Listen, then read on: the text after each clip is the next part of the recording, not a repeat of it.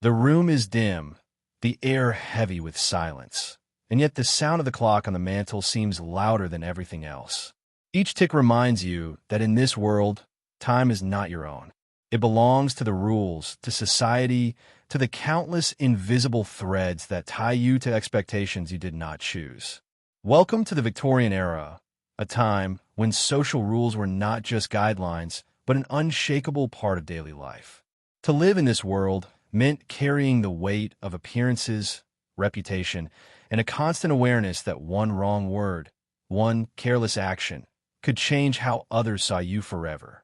Imagine waking up in the morning in a tall, narrow house on a London street, the kind where coal smoke lingers in the air and horses clatter past outside. Before you even rise from bed, you already know the day ahead will not belong fully to you. It will be measured by customs, by duties, by rituals of politeness so intricate that forgetting a small detail might be enough to spark whispers. In the Victorian world, what you wore, how you spoke, when you visited others, how you arranged your furniture, even the way you held your teacup, these were not trivial things. They were part of the great game of appearances, and it was a game you had to play well if you hoped to hold your place in society. For men, the rules shaped everything from their professional lives to their conduct at the dinner table. For women, the expectations could feel even heavier. A young woman of good family could not simply walk the streets alone, laugh too loudly, or show too much knowledge in conversation. She had to be careful, measured, always graceful. To step outside those boundaries was to risk being labeled improper, and in a time when reputation could determine your future, that was no small danger. But to truly feel what it was like, we have to go inside this world, to live it as if it were our own. Picture a young woman named Clara, born into a respectable middle-class family. She is not wealthy, but her parents value appearances and have taught her since childhood that the family's standing in society rests on her behavior. Every morning, she dresses not only for warmth or beauty, but to reflect her station. The corset tightens her waist, the layered skirts weigh her down, and yet she knows she must carry herself with elegance. Her clothing speaks before she does, telling others where she belongs. And it is not only Clara who feels this pressure. Her brother Edward, though free to walk more openly through the city, must also obey rules that guide how he greets others, how he tips his hat, how he carries his career ambitions with a balance of confidence and humility. Victorian society was a performance, but not one you could leave when the curtain closed. It followed you everywhere, from the parlor to the church, from the marketplace to the dinner table. Guests were judged by how they entered a room, how they addressed the host, even by how long they stayed before politely taking their leave. Letters were scrutinized not only for their content, but for their handwriting, for the thickness of the paper, for the seal that closed the envelope. In a way, every moment of life was under inspection, every gesture a message. And yet, beneath this strict world of etiquette, there were cracks. There were people who longed to breathe freely, who wondered if these rules were truly the path to virtue or only chains dressed as refinement. For Clara, the rules are both safety and prison. They promise her security if she follows them faithfully, but they also cage her spirit when she dreams of walking through the city with freedom, when she longs to speak her mind without fear of judgment. For Edward, the rules are a ladder to climb, but also a weight he cannot escape. Success depends not only on talent or effort, but on appearances, on being seen in the right way by the right people. As you listen, let yourself drift into this world. Think of the candlelit rooms where shadows stretch across wallpaper patterned with heavy flowers. Hear the sound of carriages in the street and the quiet murmur of drawing room conversations where words are chosen with care, every phrase shaped by social code. Feel the pressure of 1,000 small eyes, some real, some imagined, always watching, always ready to measure whether you belong. The Victorian era was a time of invention and progress, yes, but also a time of control. People built great railways and machines. They wrote novels that still echo today, but in their private lives they often lived with rules that demanded constant obedience. Even something as small as visiting a neighbor required planning. One could not simply arrive unannounced. You needed a calling card, an invitation, a proper time. To do otherwise would be a breach, and breaches had consequences. And yet, isn't there something strangely comforting in this structure? For some, these rules created a sense of order in a world that was changing rapidly with industry and science. They offered certainty, a script to follow when the world outside felt uncertain. But for others, like Clara, the script felt suffocating, like a role she could not refuse. The more you look at Victorian social life, the more you realize it was a world of contrasts. There was beauty and elegance, but also anxiety and fear. There were moments of quiet grace, but also moments of deep loneliness. A person could be surrounded by people and still feel trapped, for true freedom meant stepping outside rules that most dared not question. As the evening falls in our story, Clara prepares for yet another dinner at her uncle's house, where she will be expected to sit quietly, smile at the right times, and let her cousin's suitors carry the conversation. Edward, meanwhile, is restless, wondering if he should pursue his ambitions in business or follow his heart toward a career in writing, something considered less respectable in his circle. Both siblings feel the pressure of the same invisible net, a net woven from countless expectations that keep them in their place. But here is where the story turns uncertain. Rules can hold people together, but they can also break them apart. What happens when Clara decides she has had enough of silence? What happens when Edward takes a step outside the path chosen for him? What happens when the rules, so carefully followed, begin to feel like chains too heavy to bear? In the quiet of the Victorian night, as the lamps flicker and the city hums beyond their window, both Clara and Edward feel the tension of their age pressing down on them. The question is not whether they will obey the rules, but whether they will dare to imagine life without them. And in that question lies the heart of the story we are about to unfold. Because once you start to question the rules, the world you thought was solid begins to tremble. The clock ticks louder, the air feels heavier, and the choices they are about to make will either bind them closer to the Victorian order or set them on a path into the unknown. And that path, well, it is waiting just ahead, hidden in the shadows of a society that demands everything but gives little freedom in return. The morning light slipped gently through the curtains, landing in soft beams across Clara's room. The lace drapery filtered the brightness, turning the sunlight into something muted, delicate, almost as though even the day itself respected the quiet rules of the house. Clara stirred, her body aching slightly from the corset she had worn the evening before, even in rest. That was one of the countless invisible burdens of Victorian life.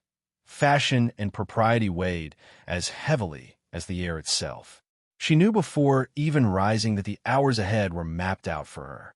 Each moment belonged to a system larger than her own will. Downstairs, her mother was already giving instructions to the maid. The Victorian household was built on structure, every role defined, every task measured. The servants were expected to be discreet, almost invisible, yet their labor kept the family afloat in the eyes of society.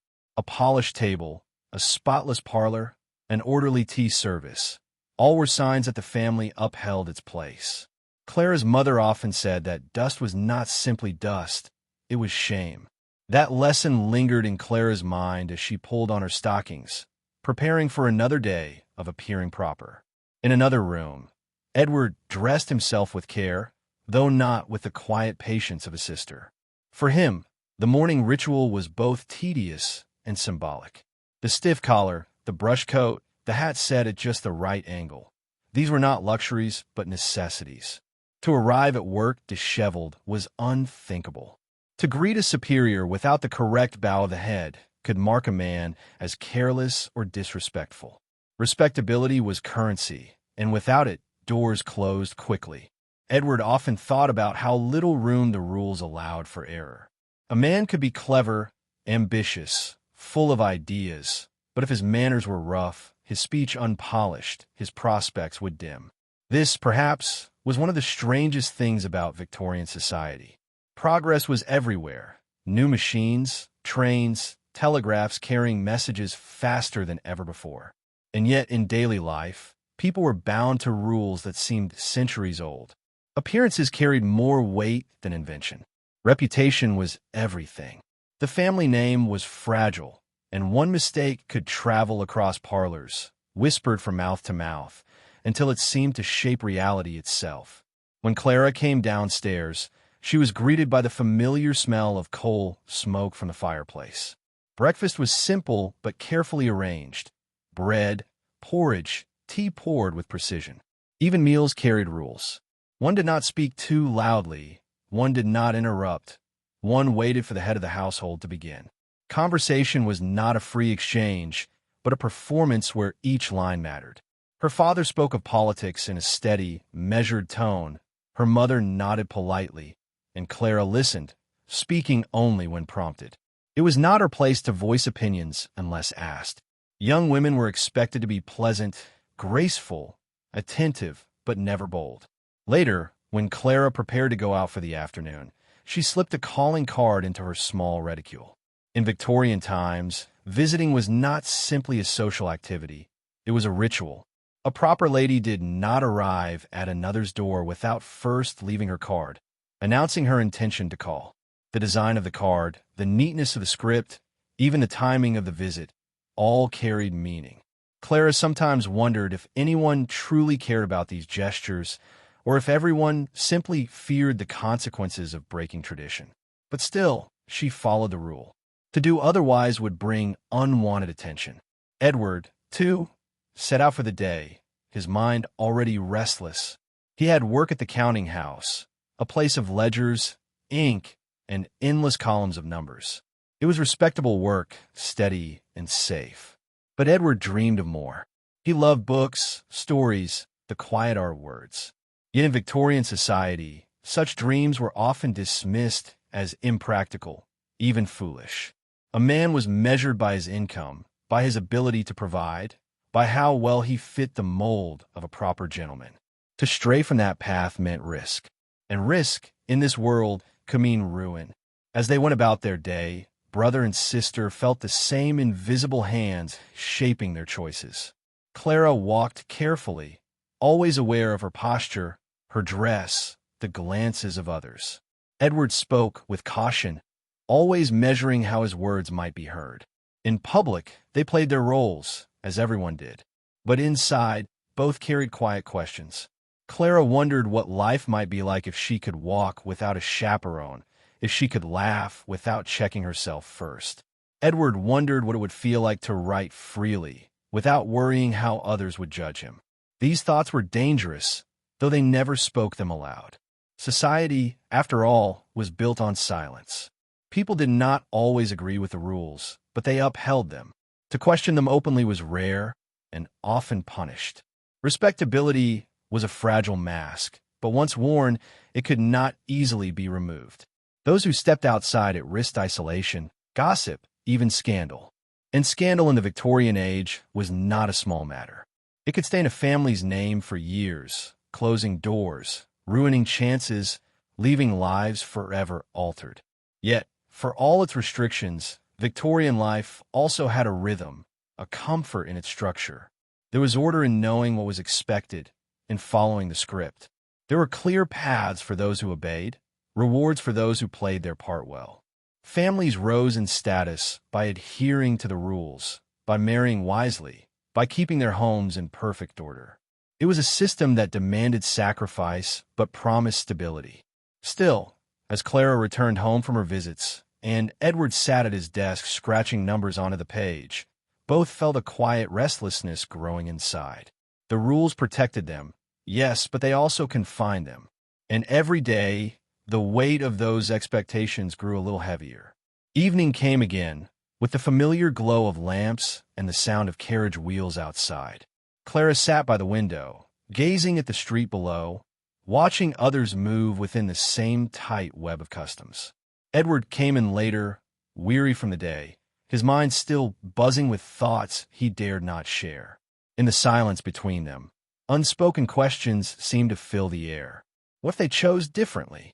What if Clara spoke out of turn? What if Edward refused the path laid before him? Would the world collapse, or would it open? The rules of the Victorian era had stood for decades, shaping lives, silencing desires, dictating every move. But no rule lasts forever. And as the clock struck again in the stillness of the house, the siblings both wondered, though they would not admit it even to themselves, if change might be coming, if the careful order of their world could truly last. The thought was unsettling, like a shadow at the edge of the room, waiting to move closer. Neither Clara nor Edward knew it yet, but their quiet questions were about to grow louder, and the rules that had always seemed so unshakable were not as permanent as they believed. The night deepened, the city hushed, and the tension hung unspoken in the air. Tomorrow would come, and with it, the same expectations. But under the surface, something had shifted, and it was only a matter of time before the rules themselves would be tested. The next morning began, much the same as all others. The bells of St. Paul's rang faintly in the distance, the sound drifting through the haze of smoke and damp air that hung over the city. Clara opened her eyes to the chill of her room, her breath clouding faintly in the pale dawn light. The fire in her grate had gone out hours ago, and the cold crept into the house the way it always did, steady and unrelenting. Servants would be up already, moving through the house like ghosts, tending to fires, laying out trays, brushing mud from boots. Their labor was constant, but their presence was hardly acknowledged, an unspoken part of the Victorian system that required them to remain almost invisible, their own lives hidden behind the families they served. Clara knew this well. She had grown up with it. The servants were always there, moving quietly, preparing meals, arranging flowers, lighting lamps, but never part of the family's conversations. Even kindness toward them was expected to have a certain distance, a politeness that never blurred the line between social ranks. It was simply the order of things. Clara often wondered what they thought of the rules that shaped every household, if they felt the same weight or if their burdens were heavier still. But such questions, like so many others, lived only in her mind. She dressed carefully, buttoning each layer of her gown with deliberate precision. Even her clothing was a symbol. Middle-class families like hers could not display the extravagance of the aristocracy, yet they were expected to maintain dignity through neatness, modest finery, and restraint. To be poorly dressed was to risk judgment. To be overdressed was just as dangerous, suggesting vanity or pretension. Clara walked the narrow line in between, carrying her family's reputation with every ribbon and stitch. Downstairs, Edward was already at the table, sipping tea. His eyes were thoughtful, distant, and Clara knew he was restless again. Their father discussed business in the same careful tone as always. Their mother spoke of social obligations, and Edward nodded, but his mind was elsewhere. He had been reading again late into the night, devouring novels and essays, filling his imagination with ideas that did not quite fit within the walls of their home. He longed to write, to give voice to thoughts that scratched at the edges of his mind. But such longings had no clear place in a household that valued respectability above all. Later in the day, Clara and her mother prepared for a social visit. It was not an optional outing. In Victorian life, visits were obligations, ties in the delicate web of social standing. One could not ignore them without consequence. They dressed, gathered their calling cards, and stepped into the carriage. The streets outside were alive with contrast. Well-dressed gentlemen, flower sellers shouting their wares, beggars crouched in shadows, chimney smoke hanging over it all. The city was vibrant and harsh at once, a world of progress and poverty intertwined. At the home of their acquaintance, Clara sat in the parlor as her mother spoke with the lady of the house.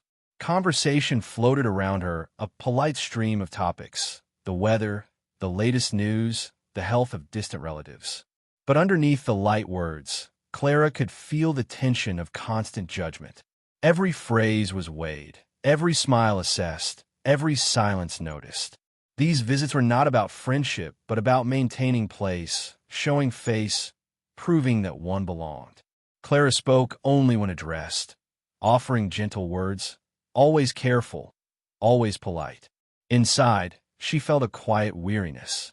Edward, meanwhile, spent his afternoon in the counting house, his pen scratching across ledger pages.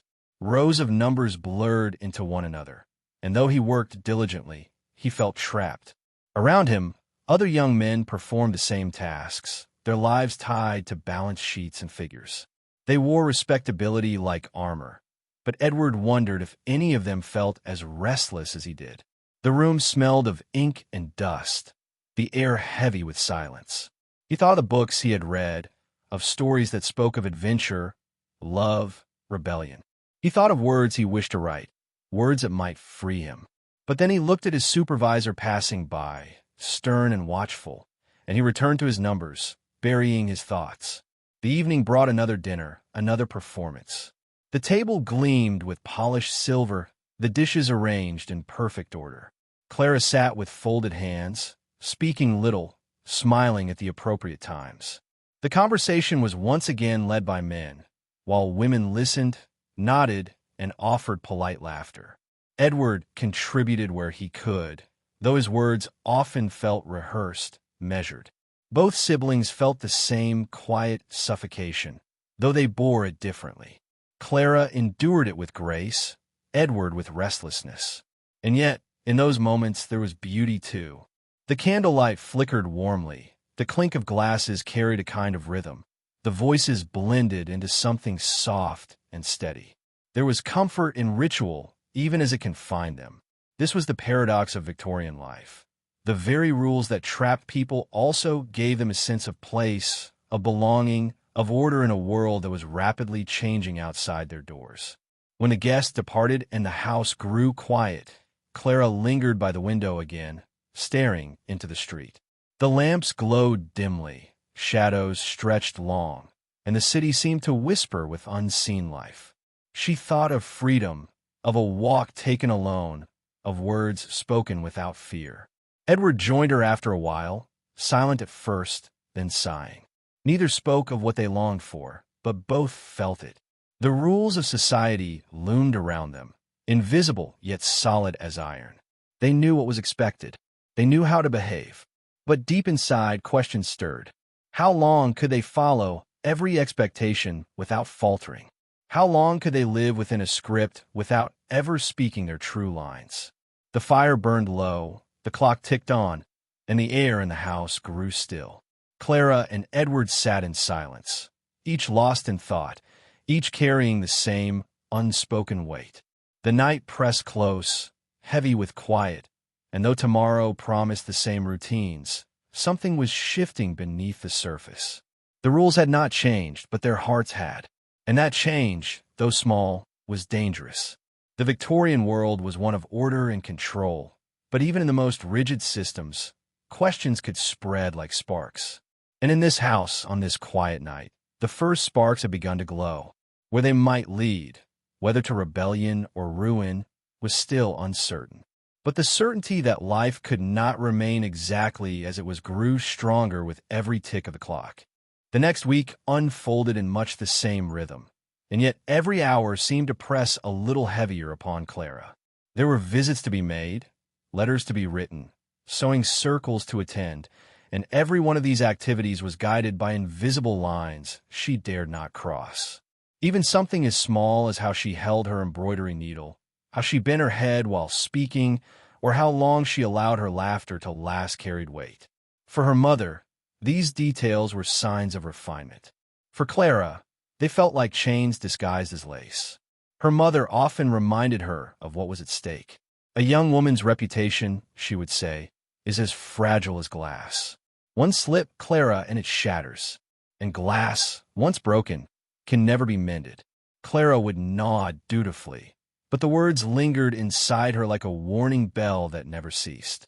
At gatherings, she watched her peers perform the same careful dance. They spoke politely, lowered their eyes at the right times, and kept their words light, as though seriousness itself were a burden they must never show. Edward faced his own set of lessons, though they were delivered with less tenderness. His father reminded him often that a man must be reliable, that his future rested on steady work and solid character. Respectability, Edward, his father said one evening, tapping his finger against the polished wood of the table, is worth more than gold. A man who loses it may never rise again.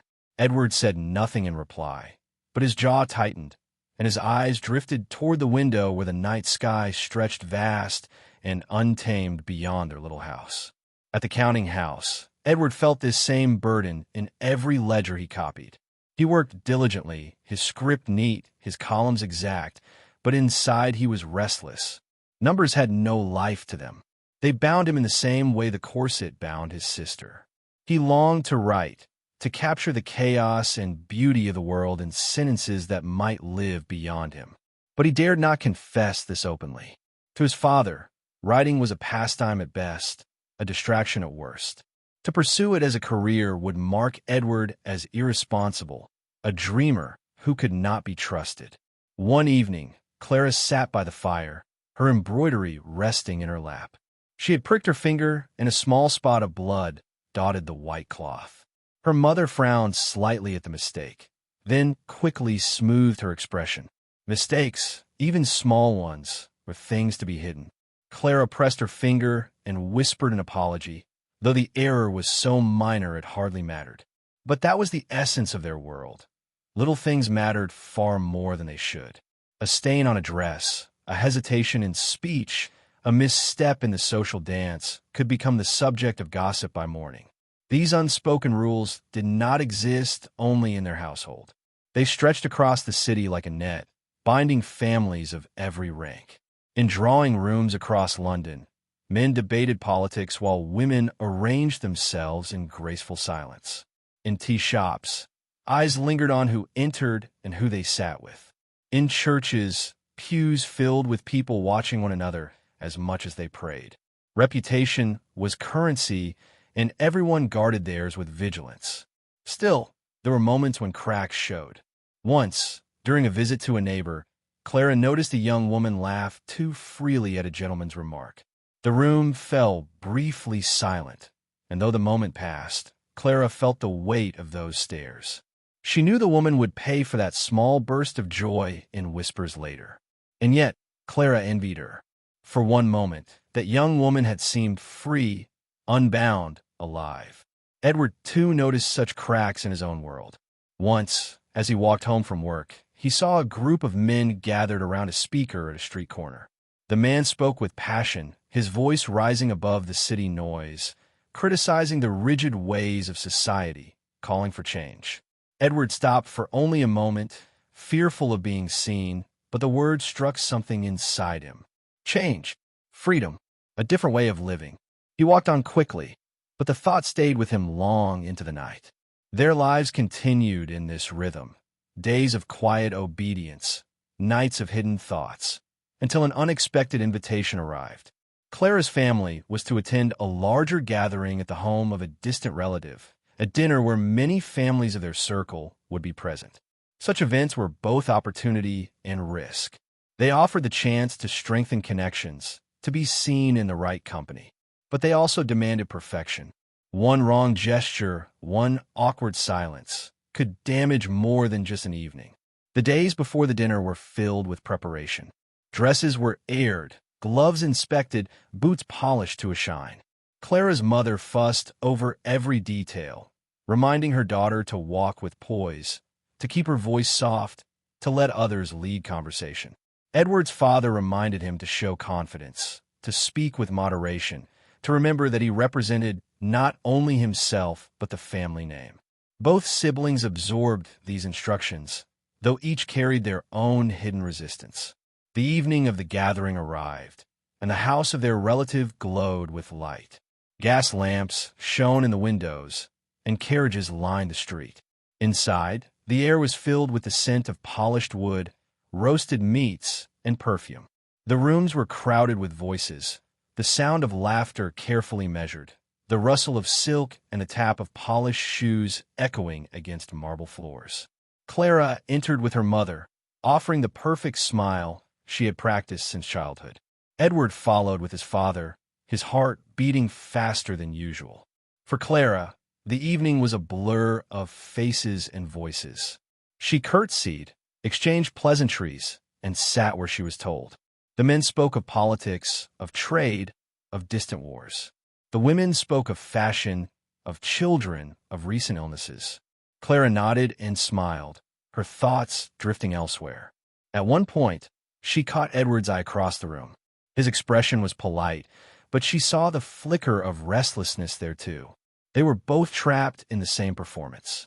But then something unexpected happened.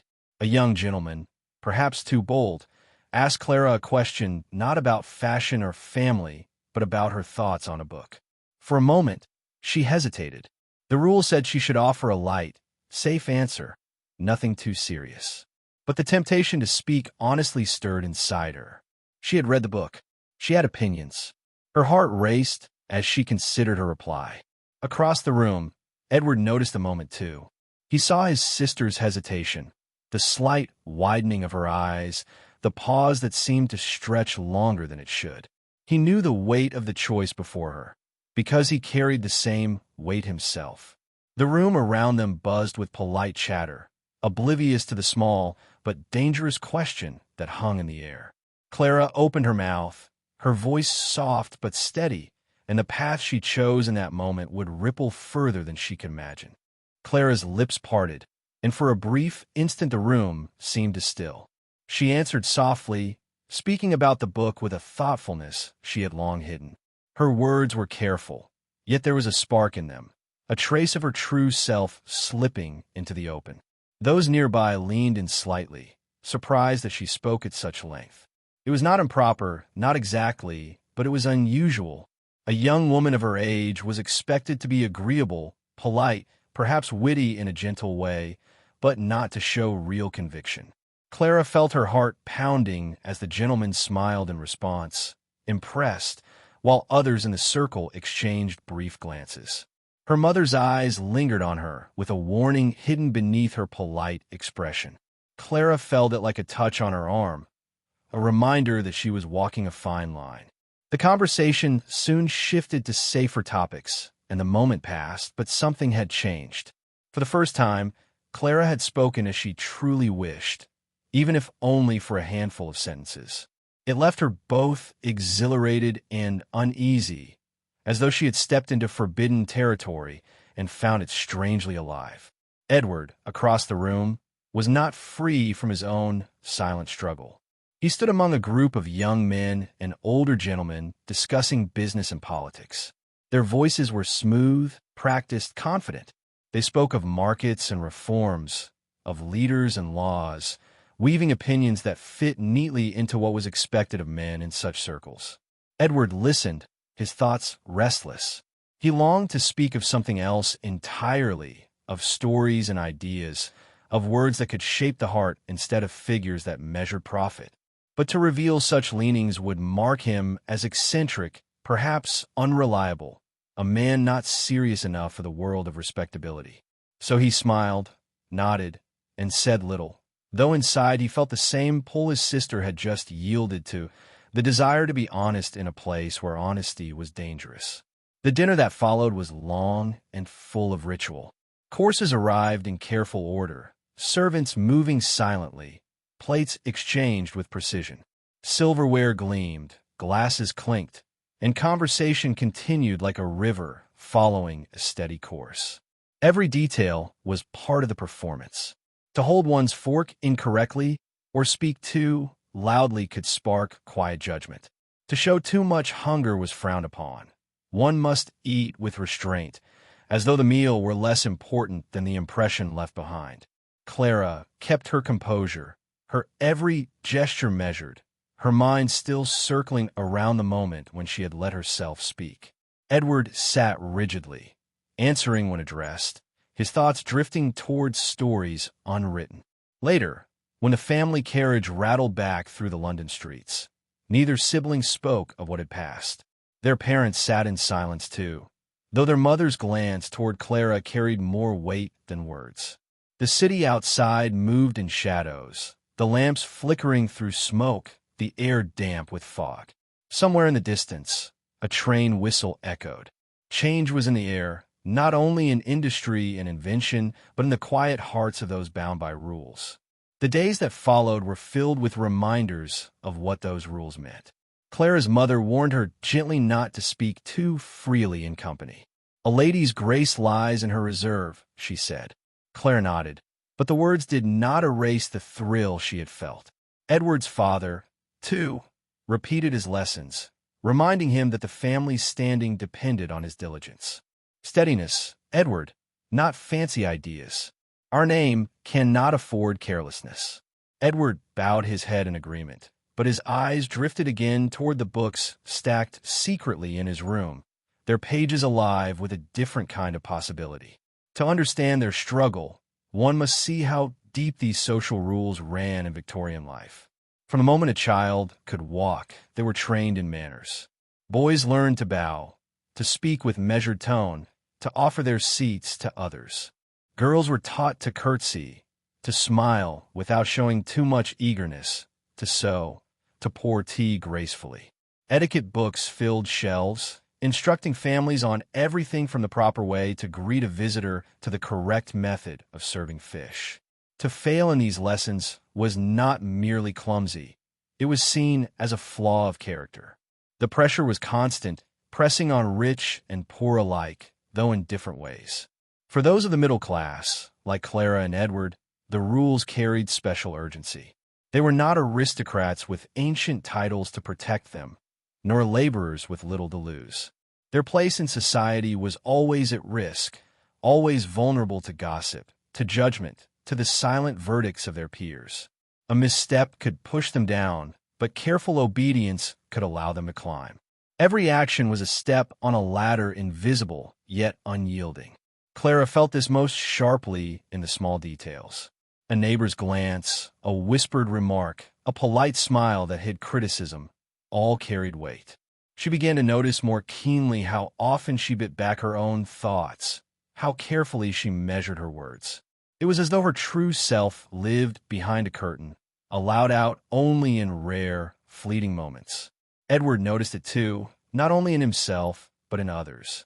At the counting house, he saw colleagues laugh politely at jokes that did not amuse them, praise superiors they did not respect, all for the sake of appearances. He recognized in their eyes the same restlessness he carried in his own. And yet, the rules held them all in place. They were strong, not because they were written in law, but because they lived in every glance, every whisper, every unspoken expectation. To break them was to risk exile from the very world one depended upon. And so most obeyed, as Clara and Edward did, even as questions stirred within them. At night, Clara found herself awake longer than usual, staring at the ceiling, the faint glow of the street lamp seeping through her curtains. She thought of the book she had spoken about, of the gentleman's surprised expression, of the rush of freedom that had filled her chest. She longed to feel it again, though fear warned her of the risk.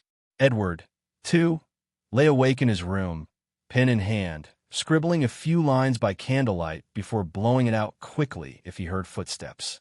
His secret writing was a quiet rebellion, though he did not yet know what he meant to do with it. The house was quiet, the city muffled in fog, but inside those two rooms, hearts beat with the uneasy rhythm of change. The rules still stood, unbroken, but cracks had begun to form, faint and almost invisible. Neither Clara nor Edward could yet imagine where those cracks might lead, but they felt them, like tremors beneath the surface of the world they had always known. And as each day passed, the question grew larger in their minds. How long could they live under such weight before something gave way? Clara's conflict deepened quietly, almost invisibly, in the days that followed. The London season was in full motion, which meant invitations arrived constantly, delicate cards written in fine script promising evenings of music, dancing, and conversation. Each event was another test, another chance to slip or to shine, and Clara felt both the thrill and the strain. Her mother reminded her daily of the importance of appearances, how a misplaced word or an unguarded laugh might close doors that could otherwise lead to opportunity. It was not opportunity for learning or self-expression, but for marriage, status, and alliances. The thought pressed against Clara's chest like a weight she could never quite put down. At one particular gathering, she stood near the pianoforte as a young woman performed, her fingers gliding gracefully over the keys. The melody filled the room with a gentle brightness, But Clara was only half listening. She was watching the people around her, the way they smiled at the right moments, applauded politely, and then resumed their soft conversations about the weather or some recent trip to the countryside. The rules of such evenings were clear. Admiration must be shown, but not too much. Opinions could be voiced, but only those that reinforced the proper tone. It all moved like clockwork, predictable and practiced. Yet beneath the layers of lace and manners, Clara sensed something else. She noticed a girl her own age glance longingly toward the door, as though wishing to escape. She caught the stiff smile of an older man who looked weary of his own performance. For an instant, Clara wondered if the entire room was a stage, and if each person was playing a part they might not have chosen. Edward's struggle ran on a different path, though it mirrored hers in its restlessness. His days at the counting house stretched endlessly, marked by ledgers, calculations, and the watchful eye of his superiors. He performed his tasks dutifully, yet in the quiet moments he found his hand drifting to the scraps of paper he kept hidden. Sometimes he wrote fragments of stories, characters who spoke freely, unbound by rules. Sometimes it was only a few lines of poetry, thoughts too delicate to share aloud. The risk of discovery was always present. A colleague glancing over his shoulder, or worse, his father stumbling across his hidden writings, could undo him. But the pull to write was stronger than his fear. It gave him something the rigid hours could not, a sense of breath, a fleeting taste of freedom. The tension between duty and desire was not theirs alone. Victorian society itself was caught in a quiet struggle. On one hand, progress surged forward, railways expanded, factories roared, newspapers spread ideas faster than ever before. On the other hand, the rules of social life clung tightly to the past, determined to keep people in place. Appearances mattered more than truth, reputation more than honesty. A family might face ruin not from poverty alone, but from scandal, whispered over teacups and echoed in drawing rooms. It was a world where even silence could speak volumes, and every gesture carried meaning. Clara felt this most keenly when she was introduced to Mr. Hargrave, a gentleman of good fortune and respectable family. He was polite, neatly dressed, and spoke with the kind of practiced charm that pleased mothers. Her own mother beamed as they conversed, watching Clara carefully for signs of promise.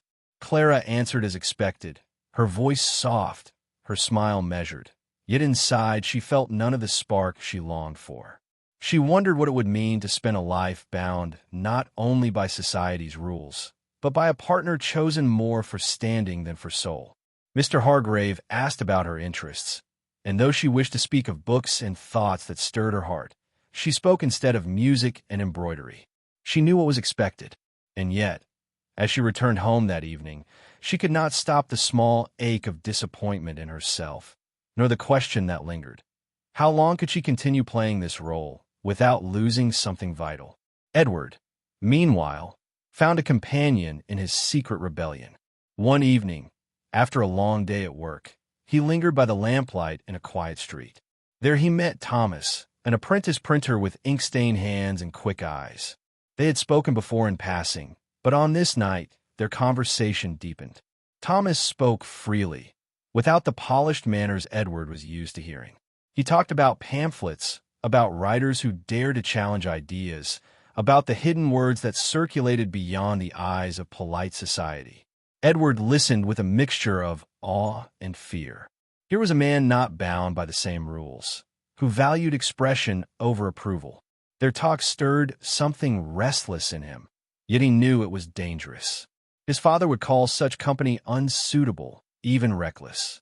But Edward returned home that night, with his mind buzzing, his pen itching to move across the page. The siblings began to notice changes in one another too, though unspoken.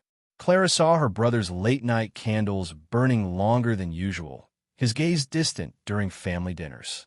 Edward noticed Clara's silences at gatherings, the way she looked past the conversations into something deeper. Neither spoke directly of their unrest, but the bond between them grew heavier with shared secrets. They were two young lives caught in the same net, quietly testing its knots. The household itself carried the weight of these unspoken battles. Their mother, though firm, was not without her own burdens. She too lived under the rules she enforced, her every action measured by the judgment of neighbors. Sometimes Clara wondered if her mother's sharpness came less from conviction and more from fear of what might happen if they slipped.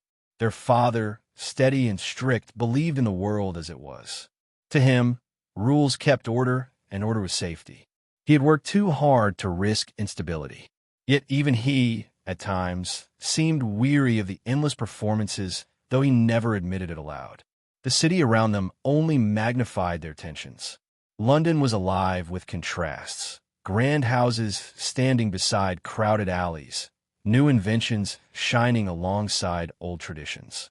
Every day Clara and Edward walked streets filled with both possibility and restraint. They heard street vendors shouting freely while ladies glided past in silence. They saw factory workers rushing with no time for manners, while gentlemen lingered over discussions of etiquette. The world outside seemed full of voices, but inside their circles, those voices were often muted. One evening, Clara attended another gathering, this time a larger ball with music and dancing. As she moved across the floor in careful steps, she caught sight of a young woman standing apart, her eyes fixed not on the dancers but on the musicians. Clara wondered if she too felt trapped, longing for something beyond the patterns of movement. In that moment, Clara's own steps faltered slightly, her partner looking at her with surprise. She quickly corrected herself, smiling to cover the slip, but her heart raced. Even a tiny stumble could draw notice. The thought unsettled her, for it showed just how fragile her performance really was. Edward, on the same night, sat at his desk, pen in hand, words spilling onto the page faster than he could form them. He wrote of characters who defied rules, who spoke truth without fear, who lived lives untouched by silent judgment.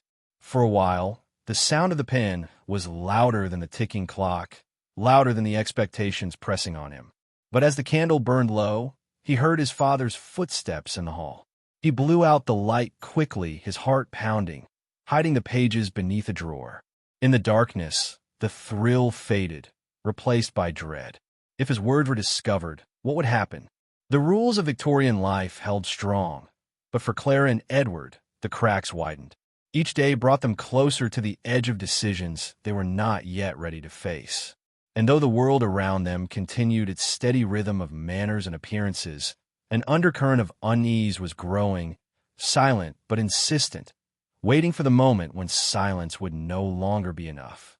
The weeks slipped by in a rhythm that looked ordinary on the surface, but carried a growing unease beneath.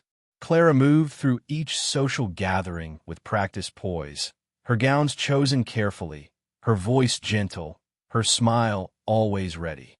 Yet inside she felt the ground shifting. The more she noticed the little cracks in others, the forced laughter, the hollow chatter, the harder it became to ignore her own. It was as though every evening peeled back another layer, showing her how fragile this elaborate world of rules really was. Still, she kept her silence, for silence was safer than honesty. Her mother, proud of Clara's composure, did not see the quiet storm beneath. She reminded Clara often of her duty, to present herself as an agreeable young woman, to avoid attracting the wrong kind of attention, to remember that her reputation was the family's most precious possession. Clara listened, nodded, and obeyed outwardly, though she began to wonder whether reputation was worth the cost of her own voice. The turning point came during a dinner at the home of an influential family. The room glittered with candlelight, and servants moved swiftly between tables. The conversations hummed with the familiar topics: fashion, travel, recent plays, and politics spoken in broad, safe strokes. Clara sat beside Mrs. Ellison, a sharp-tongued woman known for her ability to steer any conversation toward gossip. It was inevitable that Clara would be drawn into her circle. At first, Clara answered politely, careful to remain neutral. But then Mrs. Ellison asked her opinion on a newly published novel. Clara had read it in secret, turning the pages late at night with a hidden candle. The book's daring ideas had filled her with both wonder and unease. Now, with every eye at the table turned toward her, she hesitated. The safe answer would be to repeat what others had already said, that the book was amusing, though perhaps a little bold. But something inside her resisted. She spoke slowly at first, her voice soft, but as she went on her words grew stronger. She said the book's ideas were not only bold but necessary, that it asked questions others were too afraid to raise. She spoke of characters who lived with honesty rather than appearances. For a few moments, the table fell unusually quiet. Several faces turned toward her, some curious, some disapproving. Mrs. Ellison raised her brows, lips pursed. Clara felt her heart pound so hard she could hear it in her ears. She knew she had gone too far, that her words would be remembered. The silence broke when another guest shifted the conversation swiftly to a safer subject. The moment passed, but Clara knew it had not been forgotten. That night, as she left the dinner, her mother's hand gripped her arm with subtle pressure. No words were spoken in the carriage ride home, but the tension pressed heavily. Clara sat in silence, staring out into the foggy streets, torn between fear of what she had done and a strange sense of relief that she had spoken honestly, if only for a brief time. Meanwhile, Edward was fighting his own quiet battle. His connection with Thomas had grown stronger. The printer's apprentice spoke of writings passed hand to hand, essays and poems that never saw the light of official presses. They were words that challenged the very structure of society, questioning authority, questioning the rules everyone lived by. Edward felt both drawn to and frightened by them. He began to slip coins into Thomas's hand in exchange for pamphlets he hid beneath his coat, carrying them home like treasures.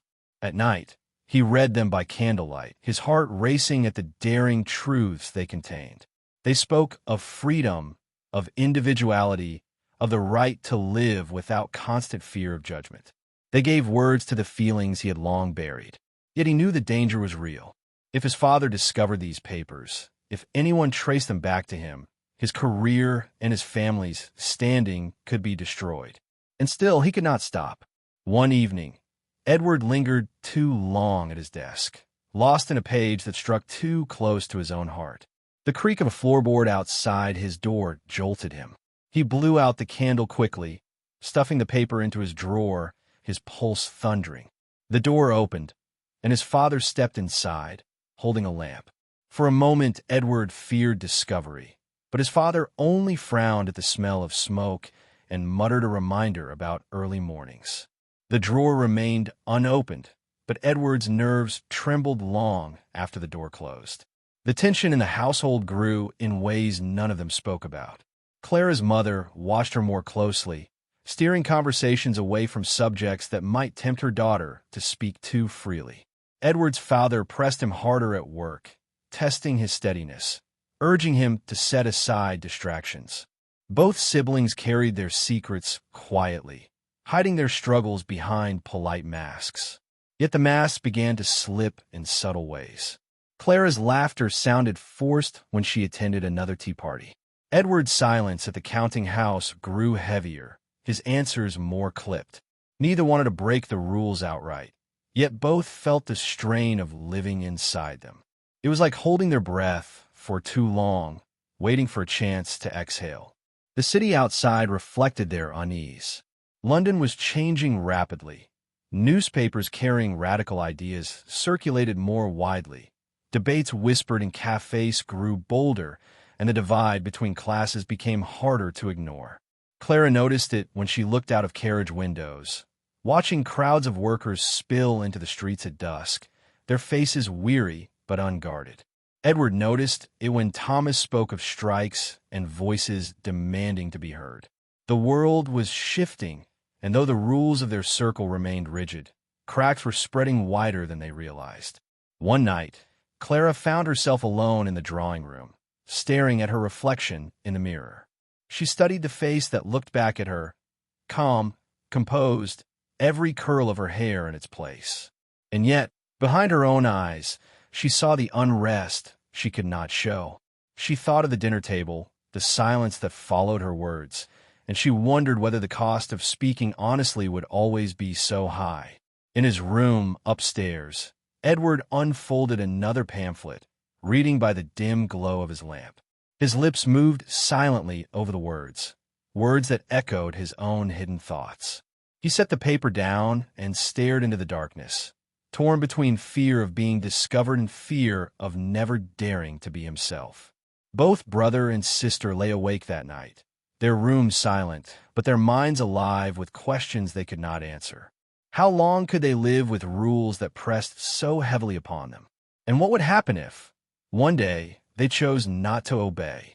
Whispers began to move through Clara's circle not long after the dinner, where she had spoken too boldly. It started subtly, a raised eyebrow from a neighbor, a change in tone when someone greeted her at church, a pause before her name was mentioned. Clara felt the difference, even if no one said it aloud. Mrs. Ellison's sharp tongue had clearly carried her words farther than the table that night. Now, Clara was marked as a little too opinionated, a phrase delivered with polite smiles, but carrying the weight of warning. Her mother noticed it too. Invitations still came, but fewer than before. When they did arrive, her mother instructed Clara more carefully than ever before leaving the house. Say little, smile more, do not invite attention. Clara listened, knowing her mother meant to protect her, yet the instruction only deepened the ache she carried. Every step she took, every word she spoke, felt like a test she was bound to fail if she let her true thoughts slip out again. Edward sensed the change in the household as well. He saw the way Clara's eyes dimmed at gatherings, the way she hesitated before speaking. He wanted to tell her she was not alone in her unrest, that he too felt the cage of expectation closing in. But his own secrets pressed too heavily. The pamphlets he had been reading grew more daring, their words more dangerous. Some spoke openly of reform, of breaking away from rules that chained people to appearances. Others hinted at rebellion in sharper tones, the kind that could draw serious consequences if discovered. Edward read them all hungrily, though his hands sometimes shook as he turned the pages. Thomas encouraged his curiosity, meeting him in shadowed alleys or quiet corners of the city where voices could not be overheard. He spoke of printers who risked everything to spread ideas, of men who believed truth mattered more than reputation. Edward admired his fearlessness, though he knew his own position was more fragile. A gentleman's son could not be caught with such words without destroying his family standing. Still, he returned to Thomas again and again, drawn by the thrill of hearing someone speak without masks. Clara's subplot took a different path. While her reputation dimmed among the older women of her circle, there were younger voices who listened with interest. At one gathering, she found herself in quiet conversation with a girl only slightly older than herself, Miss Davenport, who whispered that she had agreed with Clara's words about the novel. "I could never say so aloud," she admitted, her eyes darting nervously around the room. "But you were right." Clara felt a flicker of hope in that confession, a sign that she was not entirely alone. Yet the secrecy of the admission only underscored the danger. Even those who agreed dared not speak in public. The rules pressed harder when Clara's father introduced her to Mr. Hargrave again, clearly hoping to encourage a courtship. His fortune and position made him a desirable match, and Clara's mother's eyes gleamed with the possibility. Clara, however, felt the weight of expectation settle over her like a cloak she could not remove. Mr. Hargrave was polite, attentive, even kind, but his conversation was steady and safe, untouched by deeper thought. Clara tried to imagine a life beside him, her days spent in gracious silence, her words measured, her thoughts hidden. The thought left her unsettled, though she dared not show it. Meanwhile, Edward's nights grew more restless. He began to write his own words, scribbling in secret, trying to capture what weighed on his mind. At first it was poetry, fragile lines that spoke of longing for freedom. Then it became essays, observations on the hollowness of polite society, on the way rules suffocated the soul. He wrote quickly, often tearing pages away in fear someone might find them. Yet the act of writing gave him a fleeting relief, as though his thoughts were alive rather than buried. But danger loomed closer than he realized. One evening, as he left Thomas with a folded pamphlet in his pocket, he noticed a man watching from across the street.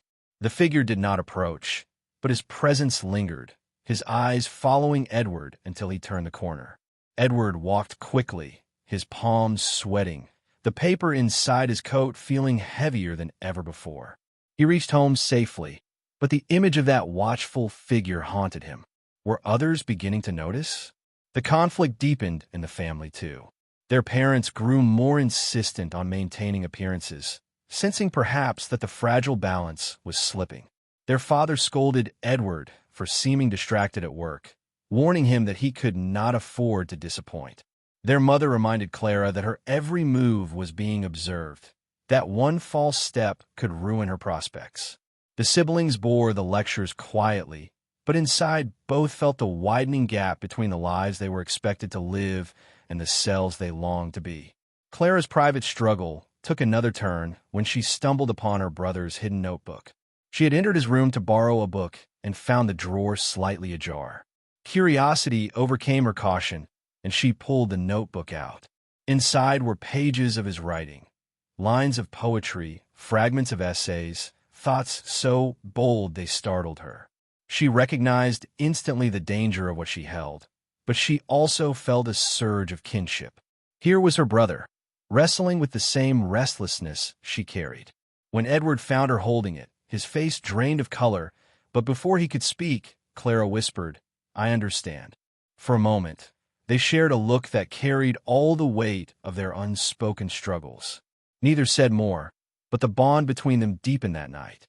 Outside their walls, the city pulsed with change.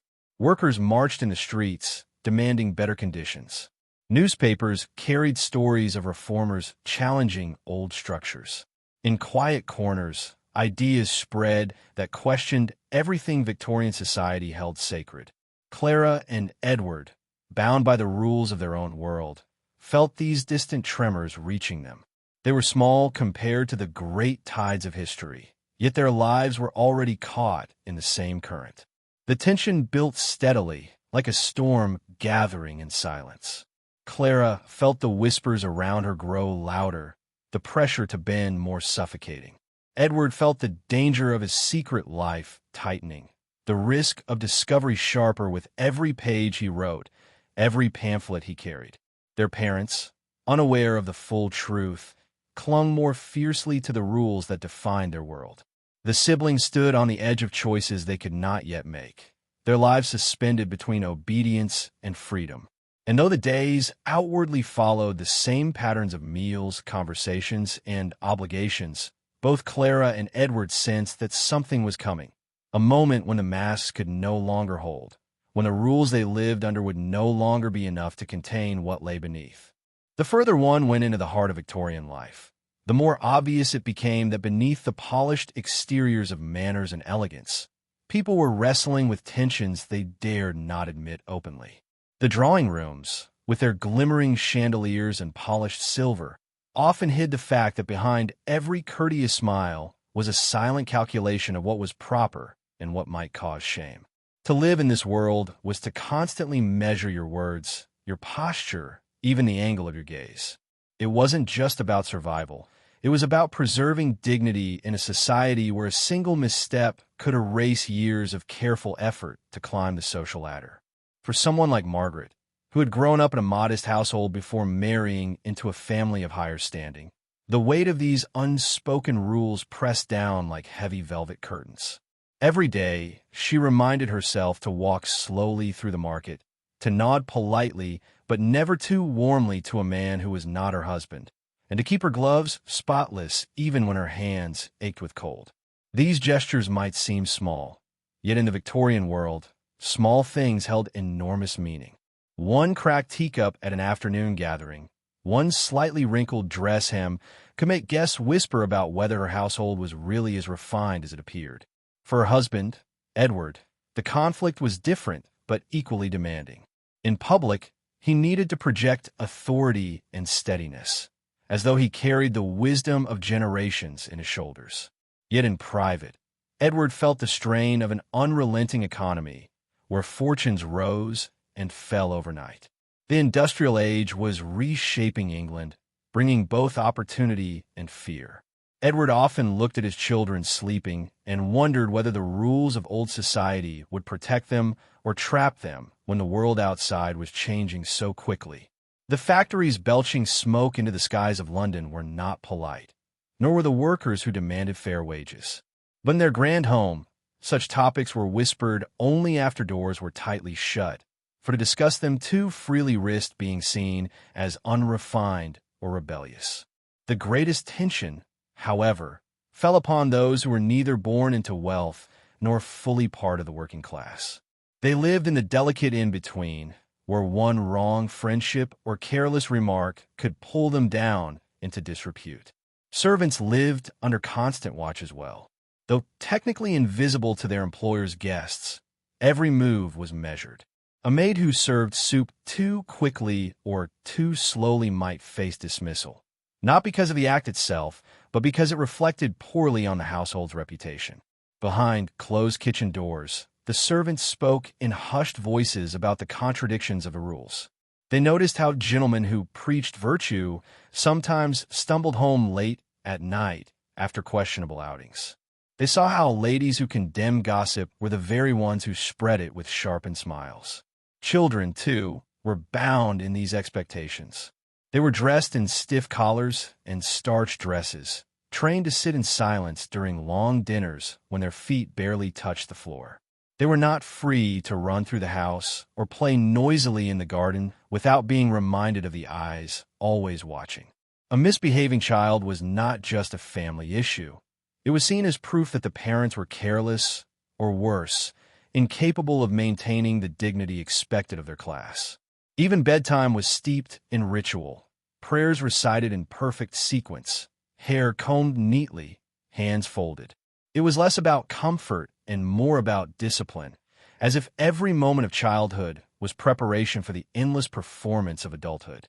One of the most striking features of this society was how deeply appearances mattered. Clothes were not simply clothes. They were symbols of belonging.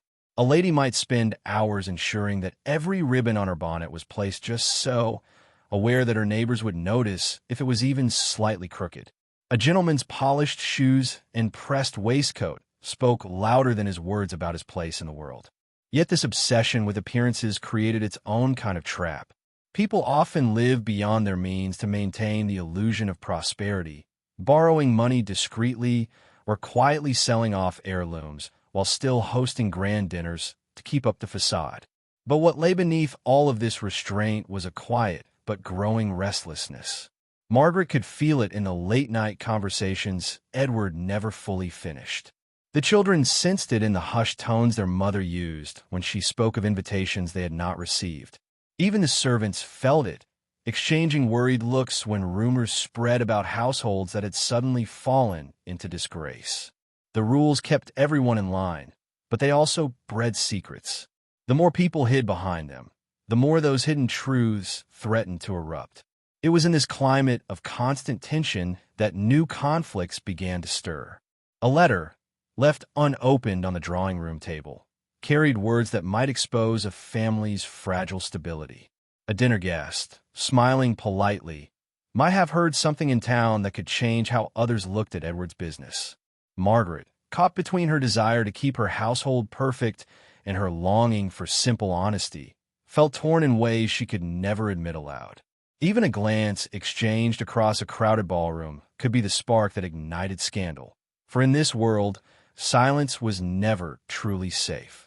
Every step in Victorian life felt like walking on a floor of glass.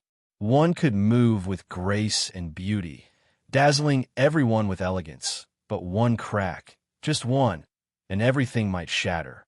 And as the world outside the carefully drawn rooms shifted with the noise of progress and industry, the walls of these houses seemed to hold their breath, waiting for the moment when the weight of these rules would become too much to bear. The question was not if the rules would be challenged, but when and by whom. And when that moment arrived, it would not only test the strength of individuals, but also the very fabric of the society that demanded so much from them.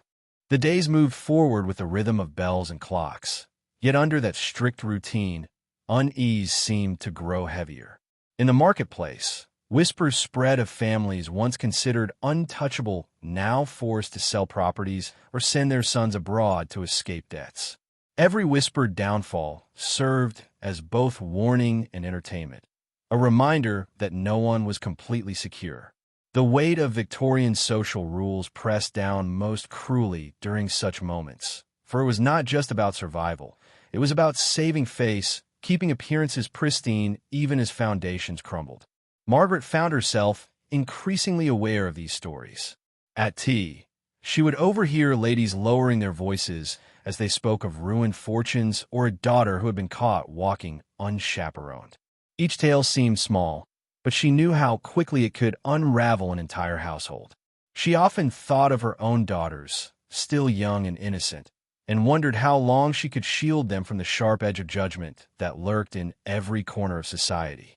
Even Edward, usually steady and composed, had begun to grow restless at night, staring out the window as though searching the darkness for answers he could not voice.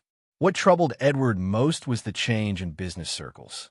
Industrial wealth was rising quickly, and with it came a new kind of gentleman, self-made, brash, sometimes unpolished but undeniably powerful. These men were not shaped by the same rigid manners of the old families, yet they were beginning to claim seats at tables once reserved only for those of established lineage. This shift unsettled the balance. For Edward, whose family name carried weight but whose finances were strained, it was a question of how long tradition could hold against the tide of progress. He felt torn between clinging to the old rules that defined him and bending toward a future that looked increasingly inevitable. Meanwhile, the servants downstairs noticed subtle changes that their employers would never acknowledge openly. The cook, who had worked in more than one household, whispered to the scullery maid that she could tell when a family was struggling just by how much meat was ordered each week. Fewer roasts, thinner stews, and sudden requests to reuse yesterday's bread told a story no polite conversation ever would. The maids nodded knowingly, but they also knew to keep silent. To speak of such matters beyond the kitchen walls could cost them their positions. Yet this hidden knowledge gave them a strange kind of power. They saw the truth beneath the polished surface, even if they could never act on it. Margaret's internal struggle deepened with every passing day. On one hand, she longed for the safety of rules. They gave structure. They gave her a script to follow when silence might otherwise swallow her. But at the same time, she could not shake the quiet resentment that grew when she thought of how little freedom she truly had. If she laughed too loudly, she would be judged. If she kept too silent, she would be labeled cold. Even her letters to her sister had to be written carefully, lest the wrong words be discovered by someone else's eyes. There were times she dreamed of walking out into the streets without gloves, letting her hair fall loose, breathing freely without the burden of being watched. But she always awoke to the reality that such a dream could only remain hidden in her mind. The children, too, began to sense the weight of their world, though they could not name it. At school, they were taught their place in the social order, memorizing rules of conduct as though they were mathematical facts. They learned to curtsy, to bow, to write letters in elegant script before they even understood the meaning of their words. Their laughter was often hushed, redirected into quieter, more graceful forms. In the nursery, they played with wooden soldiers and dolls, but even there, they imitated the stiffness they saw in their elders, staging imaginary dinners where everyone sat upright and spoke with care. Childhood, in such a setting, was less about discovery and more about rehearsal for the endless performance of adulthood. Yet not everyone within these walls accepted the rules so easily. One evening, at a dinner hosted by Edward's associates, Margaret noticed a woman unlike the others.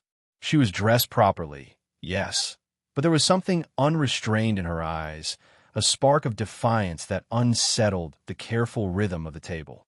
When a gentleman made a passing remark about the duties of women, she smiled in a way that was both polite and sharp, as though she carried within her the courage to speak truths others dared not touch.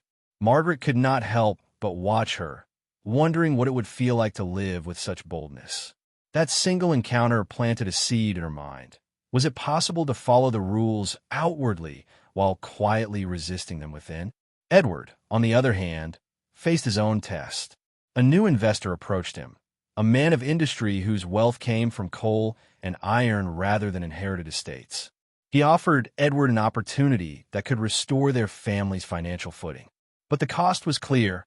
Association with this man would tarnish Edward's standing among the old guard. To accept would mean whispers, perhaps even rejection from certain circles. To refuse would mean clinging to pride, while his household grew more fragile each day. Edward carried the decision like a stone in his chest, unable to share the burden even with Margaret. The servants, sensing shifts above them, began to wonder how long the order of things would last.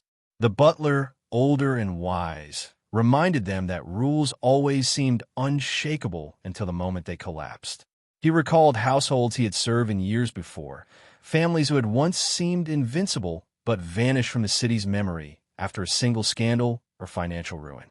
He told them to watch closely, for signs were everywhere if one cared to see. His words carried a quiet warning, one that echoed in the halls even after the candles were blown out. Every corner of Victorian society seemed to pulse with unspoken tension. People bowed, curtsied, smiled, and dined together, but beneath the polished gestures lay fear, resentment, and the faintest trace of rebellion. The rules had bound them for so long, but cracks were beginning to form. Margaret felt it in her heart. Edward sensed it in his business. The servants saw it in the kitchen, and even the children felt it in their play. The question that hovered in the air was simple yet dangerous. What would happen when the rules no longer held?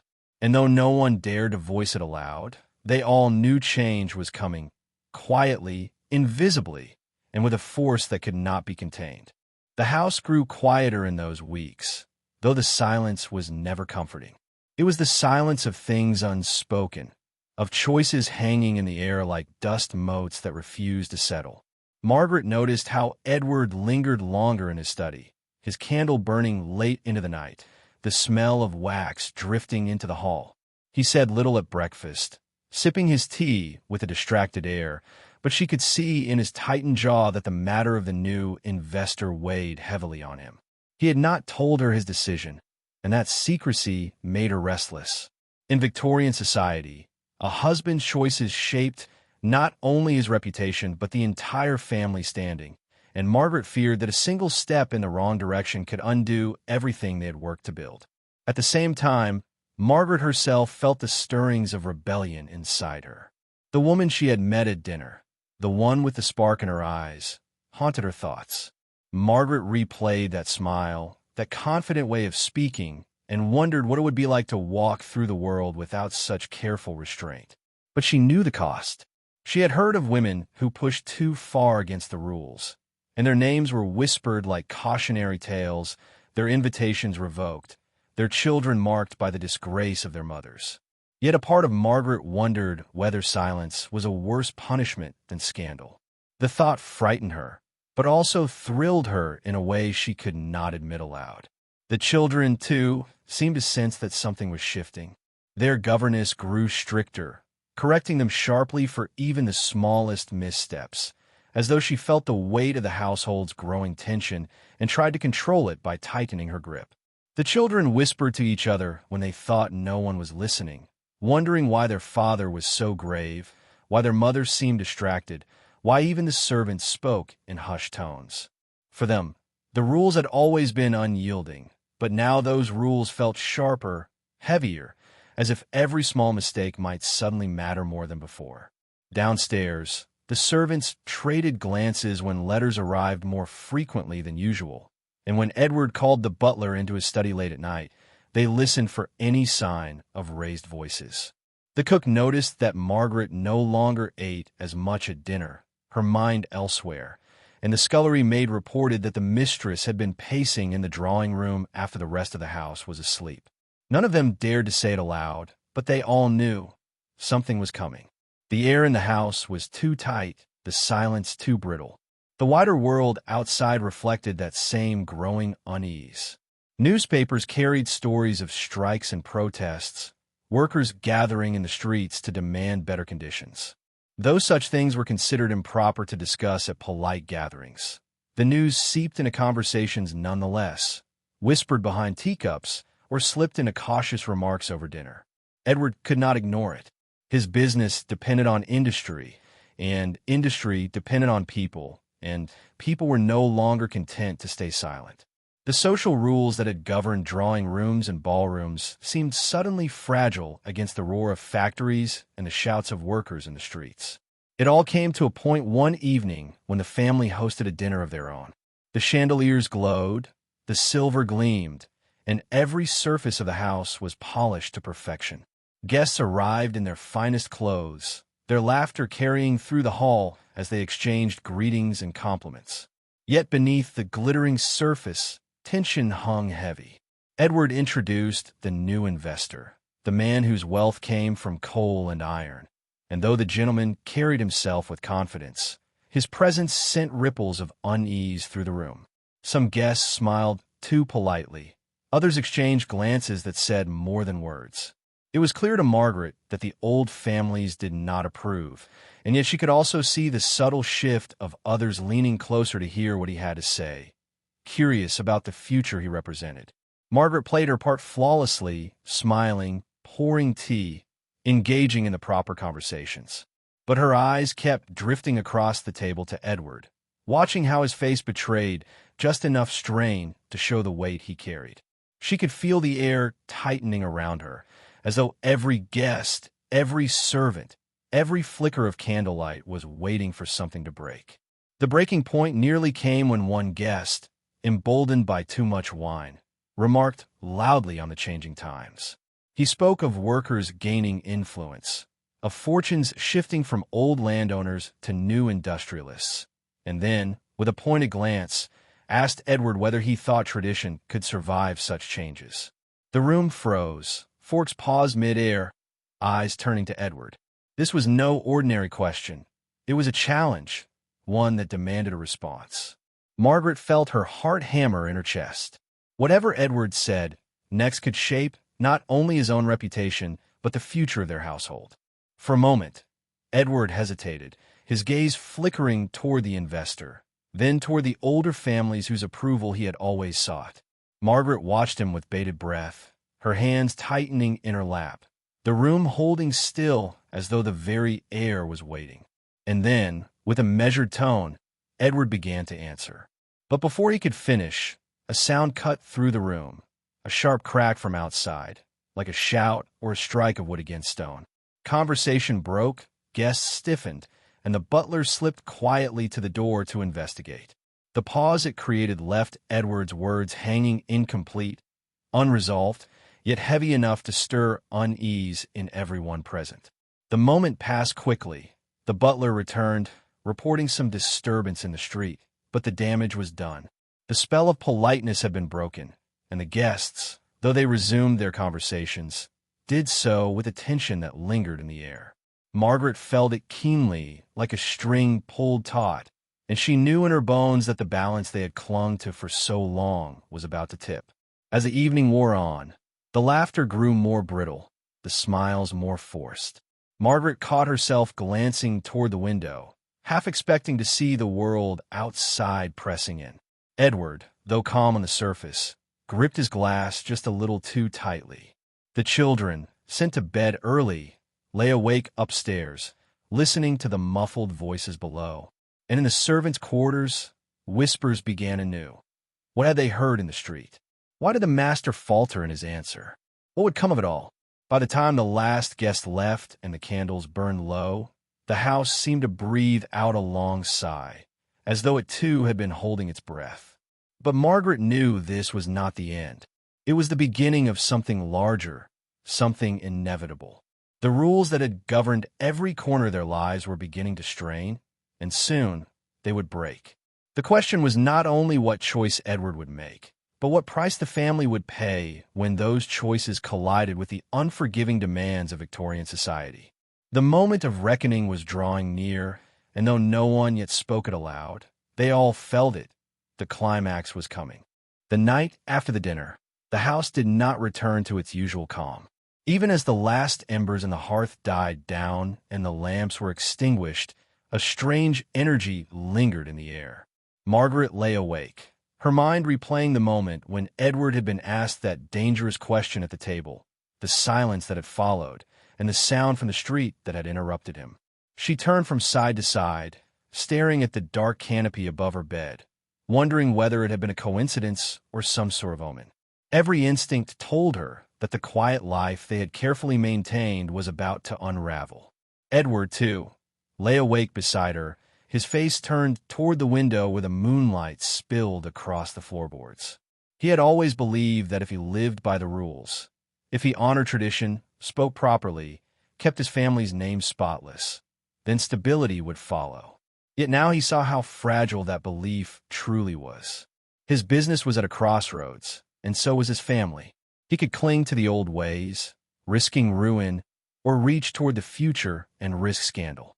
Neither path was safe, and he feared that whichever one he chose, the consequences would be far heavier than anyone expected. The children sensed the tension before dawn. When they woke, they found the house unusually hushed. The servants spoke little, moving about their tasks with quick, careful steps. The governess kept her voice sharp, trying to maintain order, but even she seemed unsettled. At breakfast, Edward said almost nothing, his spoon clinking softly against the bowl as Margaret tried, unsuccessfully, to spark polite conversation. Every sound seemed louder than usual, the scrape of a chair, the creak of the floorboards, echoing through the strained silence. That afternoon, Margaret ventured into town. She needed to be seen, to maintain appearances, though her heart was heavy. In the milliner's shop, she overheard women whispering about the dinner the night before. Word had already spread, exaggerated as gossip always was. Some said Edward had openly sided with the industrialist. Others claimed he had insulted the old families by hesitating. None of it was true, yet Margaret knew that truth mattered less than perception. One careless remark, magnified by whispers, could undo everything. She left the shop quickly, clutching her parcels, her cheeks warm with dread. Meanwhile, Edward met again with the investor, this time in private. The man's confidence was unsettling. His clothes were fine, but not elegant, his voice commanding, but not refined. He spoke of profits, of expansion, of opportunities that could lift Edward's household back into comfort. Yet every promise came with a shadow. Edward knew that if he aligned himself too openly with this new money, he would alienate the old families who had always been his allies. His father's memory seemed to stand behind him, stern and expectant, reminding him of the duty to preserve the family name. But another voice, quieter yet insistent, whispered of survival, of the future his children might face if he failed to adapt. As Edward wrestled with these choices, Margaret faced her own quiet rebellion. That evening, when the children were asleep and the servants occupied, she retrieved a letter she had written weeks before but never posted. It was addressed to her sister, filled with words she had not dared to speak aloud. In it, she confessed her weariness with a constant restraint, her longing for honesty, her fear that the life they lived was more performance than truth. She had tucked it away, terrified that even such private thoughts might be dangerous. But now, with everything so precarious, she unfolded it again, reading her own words by candlelight. For the first time, she considered sending it, though she knew what risk that carried if it ever fell into the wrong hands. The servants, too, felt the climax approaching. They spoke in low voices about the tension in the household, speculating on what might come. The butler warned them to be careful, for households in turmoil often look for someone to blame. A single mistake, a misplaced letter, a poorly timed remark, could cost them their positions.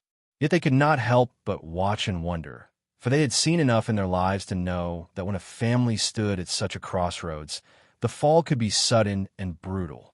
One evening, as the family gathered in the drawing room, the tension finally threatened to break.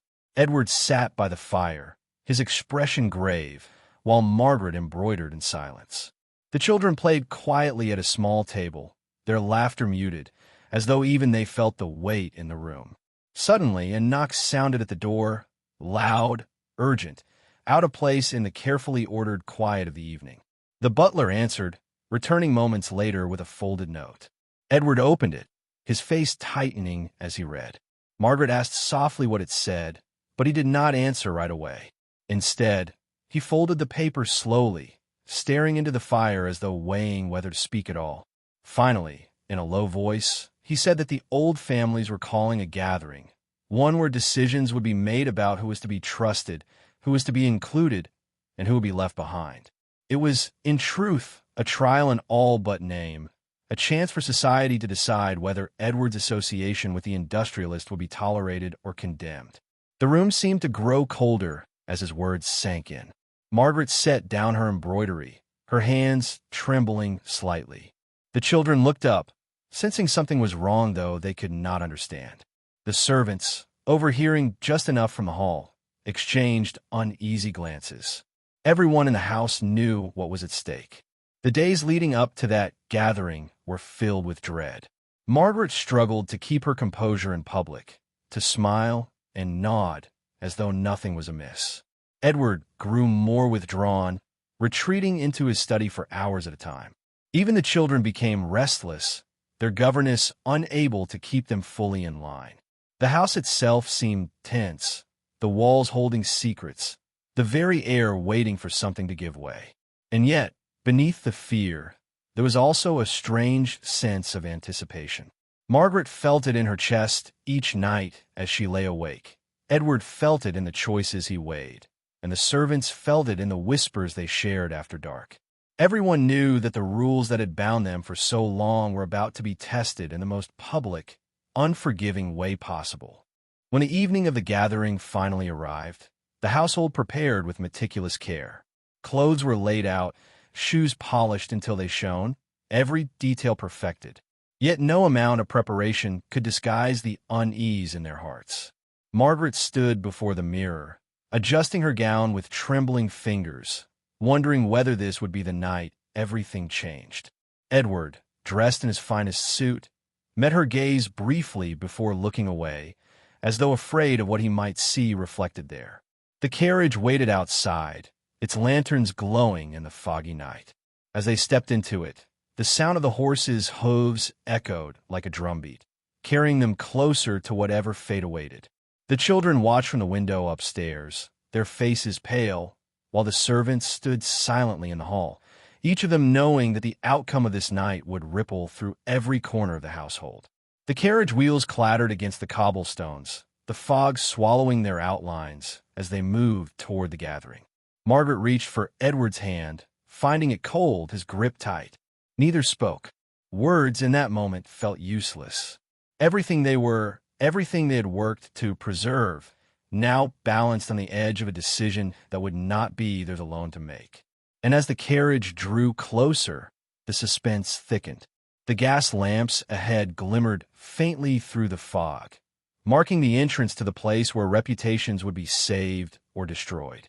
Margaret's heart raced, Edward's jaw set firm.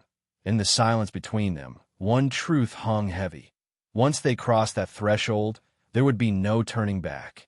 In the stillness of another evening, Clara sat by her candlelight desk, her journal open but her mind too restless to write. The first scandal was still echoing through the neighborhood, whispered about behind lace fans and murmured over teacups. Yet now, something far stranger seemed to stir beneath the surface. It wasn't only about the rules anymore or how one might falter under them, but about how those rules could be bent, twisted, or even used against others. Clara began noticing subtle shifts in her household. Her mother was sharper with her words, her father more withdrawn, and even Mrs. Harrow, once the firm but fair presence in the house, now seemed uneasy. It was as though everyone was waiting for something dreadful, but no one dared to say it aloud. Earlier that day, Clara had overheard her parents speaking in hushed tones in the drawing room. The words floated through the door, faint but distinct enough to plant seeds of dread. "We cannot let this repeat itself," her father had muttered, his voice carrying both worry and authority. Her mother had replied, "But how long can we shield her? The neighbors will soon know." Clara, heart racing, stepped back before they could discover her listening. She didn't know what they meant, but the chill in her bones told her it was no trivial matter.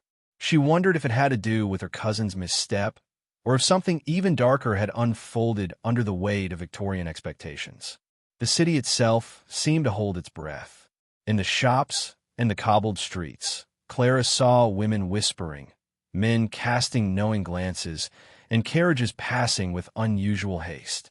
Even in church, where silence and reverence usually cloak the congregation, she sensed unease threading through the pews. The sermon on morality and self-restraint struck deeper than usual, as if every ear heard it as a warning meant just for them.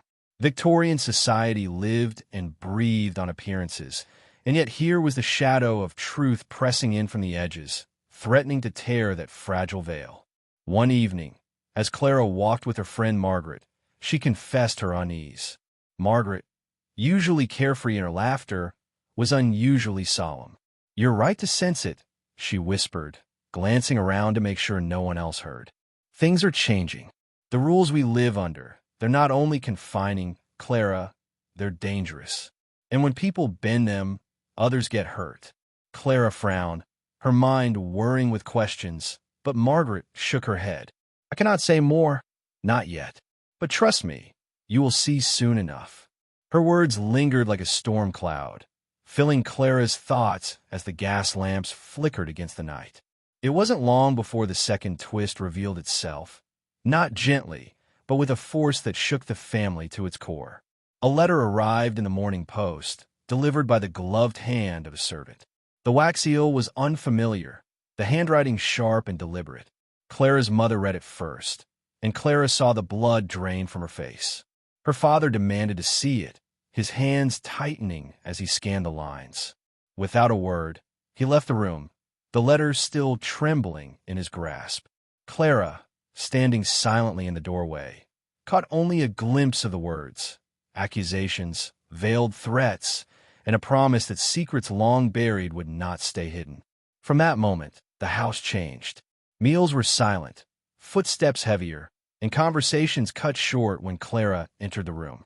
The servants carried themselves as if they, too, had caught wind of the storm, though none dared speak of it openly. Clara felt herself trapped between fear and curiosity. What could the letter hold? Who had sent it? And what could possibly be so grave that her parents, usually so careful with their emotions, now carried visible fear in their eyes? Outside, the world carried on as if nothing had happened. Horses clattered down the streets, women bargained at the market, and children played on the edges of town. But within Clara's world, everything seemed to tighten like a rope being pulled. Victorian social rules had always been strict, demanding obedience and perfection, but now Clara saw how fragile they really were. A single slip, a single whisper, could unravel everything a family worked to maintain. The rules were not just about behavior. They were weapons, tools that could be turned against you if someone dared to wield them. Margaret's words echoed louder with each passing day.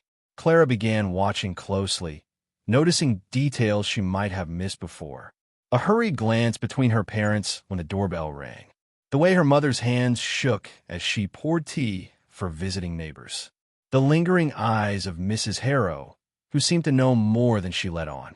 Each sign deepened Clara's unease, weaving a story she couldn't yet piece together but felt desperate to uncover. Then came the second blow, subtle at first but impossible to ignore. Rumors began to ripple through the community, like threads pulled one by one from an elaborate tapestry. Clara overheard two women at the bakery whispering, their eyes darting toward her. At church, the vicar's wife avoided her gaze. Even Margaret, once her confidant, had grown distant, as though protecting her from some truth too heavy to bear. Clara felt the walls closing in, her life no longer her own, but dictated by the silent judgment of others. And yet, beneath the fear, there was something else stirring, an urgency, a quiet defiance that Clara had never felt before. If society was determined to trap her with its rules, if secrets were being used as chains, then she could not simply remain still. She needed to know the truth, no matter how much it frightened her. For the first time, Clara began to see the rules not as fixed laws, but as masks, disguises people wore to protect themselves or to hide the darkest parts of their lives. One night, as the clock struck midnight, Clara lit her candle and crept through the silent house. She knew her father kept important letters locked in his study, and though fear gripped her, curiosity was stronger. Her bare feet padded across the carpet, her heart beating louder than the ticking clock on the mantel. The study door was ajar, as though waiting for her, and she slipped inside, her breath shallow. On the desk lay the letter, carelessly left open, the words stark against the page. Clara leaned closer, her eyes scanning the lines, and with every sentence, her heart pounded harder. It wasn't only about her cousin's misstep or a social blunder. It was something deeper, something tied to her family's name, their wealth, their very place in society. The letter demanded silence or exposure. It was blackmail, a threat to shatter everything they had built under the guise of respectability. Clara's hand shook as she traced the signature at the bottom, a name she recognized all too well, a name she had never imagined would turn against them. And in that moment, Clara understood. The rules weren't just about control. They were also about power. And someone, hidden in the shadows of her world, was using those very rules to destroy her family from within. But what she didn't yet know was just how far they would go, or what she might have to sacrifice to stop them. Clara could not sleep after what she had read. The words of the letter burned in her mind, their sharp edges cutting into her thoughts. She blew out her candle and sat in darkness, staring at the faint outline of the furniture in her room. The house was silent, yet she felt as if someone was watching, listening to every breath she took. Outside, the wind rattled against the shutters, and she imagined shadows moving beyond her window. The blackmailer knew something dangerous enough to unravel the life her family had so carefully built within the strict walls of Victorian society. The next morning, her father pretended as though nothing had changed. He read the newspaper, sipped his tea, and asked about the weather as if the weight of the letter had not unsettled him.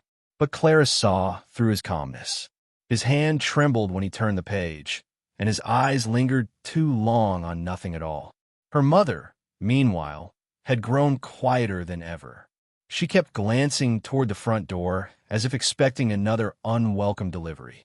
It was in the smallest details, her stiff posture, the way her fork clinked against her plate, that Clara saw her mother's dread written plain.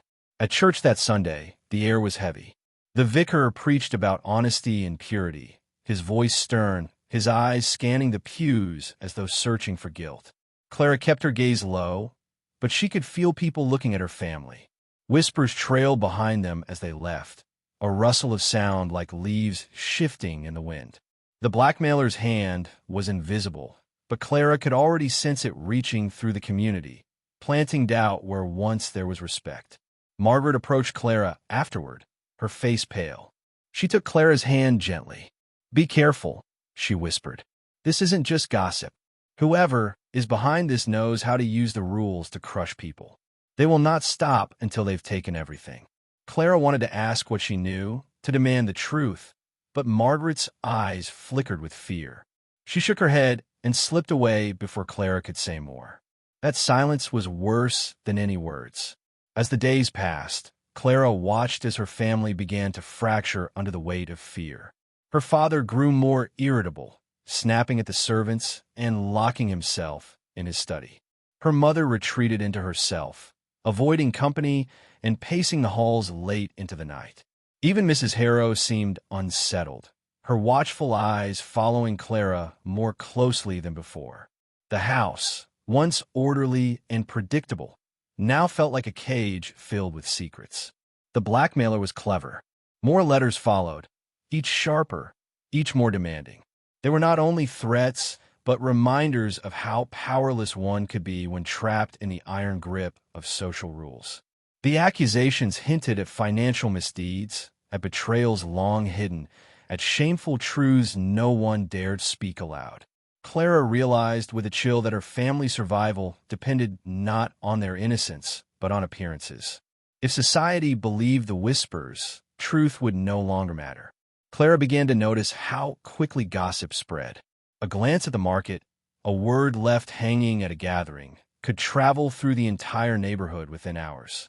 The rules of Victorian life were like threads in a web, and once touched, they trembled everywhere. Clara understood that whoever was behind the blackmail was not only threatening her family, but carefully feeding that web, weaving a story of disgrace. And society was hungry for such tales. She tried to confide in Margaret once more, but Margaret avoided her. One afternoon, Clara caught her friend on the street. "Please," Clara begged, "you know something? I can see it in your eyes. Why won't you tell me?" Margaret shook her head again, but this time her eyes filled with tears. "Because if I speak, I will be next." Then she hurried away, leaving Clara trembling with a mixture of anger and fear. The isolation was the cruelest part. Clara could feel people pulling away. Neighbors who once nodded politely now turned their eyes aside. Invitations to tea grew fewer. Conversations stopped when she entered a room. Victorian social rules thrived on appearances, and Clara saw how quickly the image of respectability could crumble. Her family had not yet been exposed, but they were already paying the price of suspicion. One evening, Clara found her mother crying in her bedroom, her face buried in her hands. Clara knelt beside her, whispering softly, but her mother only shook her head. "You don't understand, Clara. We have spent our whole lives building this. One letter, one whisper, and it could all vanish. Do you see how fragile it is?" Clara did see, but she also saw something more. The fear was consuming them, and the blackmailer was feeding on it. She could not remain silent any longer. That night, Clara returned to the study, determined to search for more answers. She rifled through drawers, careful not to make noise, until she found a bundle of letters tied with a thin ribbon. They were older, the ink fading, but the handwriting was unmistakable, the same sharp hand as the blackmailer's. These letters told a story she had never heard before, one that tied her family's past to debts and alliances carefully concealed. Someone close had been betrayed long ago, and now they were seeking revenge, using the very rules of society as their weapon. Clara sat back, her heart racing. She felt both fear and clarity. This was not random. This was personal, and whoever held this grudge had waited for the perfect moment to strike. But she still didn't know who. The letters gave hints, fragments of anger and hurt, but no name. She folded them carefully, replacing them in the drawer, but the knowledge left her shaken. The game was bigger than she imagined, and she was already caught in its center. As she blew out the candle, a floorboard creaked behind her. Clara froze, her breath caught in her throat. Slowly, she turned, her eyes searching the shadows of the study. A figure stood in the doorway, silent and watching. She could not see the face, only the outline against the dim light from the hall. Her heart pounded as the figure took one step forward, the floor groaning under their weight. Clara's hand gripped the edge of the desk, her body rigid with fear. The figure did not speak, only stood there, as if deciding whether to confront her or retreat. Then, just as suddenly, the figure slipped away into the darkness, leaving Clara alone with her pounding heart and the weight of secrets that no longer felt safe to keep. The house was no longer just a home. It was a stage where every movement was watched, every word weighed, and every secret threatened to spill. And Clara now knew that the blackmailer was not far away. It was someone close enough to walk these halls in the dead of night. The following days were restless ones for Clara. Sleep evaded her, and when it came, it was filled with shadows of faceless figures standing in doorways, watching, waiting. The letters had grown bolder, arriving almost daily now, each one pushing closer to the edge of exposure. The air in the house grew heavier, the servants hushed, and her parents seemed to shrink under the weight of dread. It was as if the very walls of the Victorian home were pressing inward, trapping them with the truth that would not stay buried. Then the inevitable happened. Another letter came, but this time it was not sealed for her father's eyes alone. It was slipped anonymously under the front door and found by Mrs. Harrow, who brought it trembling in her hand. Clara's mother opened it at the breakfast table, and as her eyes raced across the words, she let out a sound between a gasp and a cry. The blackmailer had given them a final ultimatum: pay in silence, or the truth would be revealed not just to neighbors, but to the entire community. The letter even named the day, a week from now, when their disgrace would be made public if their demands are not met. Clara's father slammed his fist against the table, rattling the china. "Enough," he growled, his mask of control shattering at last. "They think they can hold this over us forever? I will not let them." His anger was fierce, but Clara could see the fear behind it. They were cornered, and cornered people often broke. That night, Clara made her choice. She would not sit by as her family was torn apart. She returned to the study, this time without hesitation. She lit her candle and spread the old letters across the desk, reading them over and over until the patterns began to emerge. Words repeated, references to debts and betrayals, phrases that seemed out of place until she remembered where she had heard them before. A voice, polite yet edged, a presence that had always lingered in the background of her life. The realization hit her like a strike of lightning. It was not a stranger. It was Mrs. Harrow, the governess who had watched her grow, who enforced rules with iron precision, who seemed to know more than she ever revealed. The sharp handwriting matched the notes she left for her lessons. The turns of phrase echoed the very scoldings Clara had endured as a child. Mrs. Harrow had been in their home long enough to know every secret, every weakness, and she had chosen her moment to exploit it. But Clara needed proof, and proof would not come by simply accusing her. The rules of Victorian society meant that a servant, once wronged, could easily turn sympathy to her side if she painted herself as mistreated. Clara understood this well. It wasn't just the truth that mattered, it was how the truth was told. The confrontation came sooner than Clara expected. One evening, as the gas lamps flickered low and the halls fell quiet, Clara followed the faint creak of footsteps into the study. There, under the dim light, stood Mrs. Harrow, her hand resting on the drawer where the letters were kept. Clara's heart pounded, but she stepped forward, her voice steady. "It's you," she whispered. Mrs. Harrow turned slowly, her face calm, almost pitying. "You were always sharper than the others, Clara. I wondered when you'd piece it together." Clara's hand shook, but she kept her gaze fixed. Why? Why destroy us like this? After all these years? Mrs. Harrow's expression hardened. "Because your father destroyed me long before you were born. He thought no one would remember, that debts could vanish, that broken promises would stay hidden. But I remembered. I stayed close, biding my time. And now, he knows what it feels like to live under the weight of rules he once used to his advantage." The truth struck Clara cold. It was not just malice, it was revenge. Revenge shaped not by violence, but by the very fabric of Victorian society, where a ruined reputation could break a family more completely than any blade. Clara wanted to scream, to beg her to stop, but Mrs. Harrow's eyes glowed with the certainty of someone who believed justice was finally in her grasp. Then came the twist Clara had not expected. As Mrs. Harrow stepped closer, she held out another letter, one Clara had not seen. "This was the last one," she said softly, "but it was not meant for your father. It was meant for you." Clara's hand trembled as she took it, her candlelight catching the bold strokes of the handwriting. The words were not threats this time, but a confession. Mrs. Harrow admitted everything, every scheme, every lie.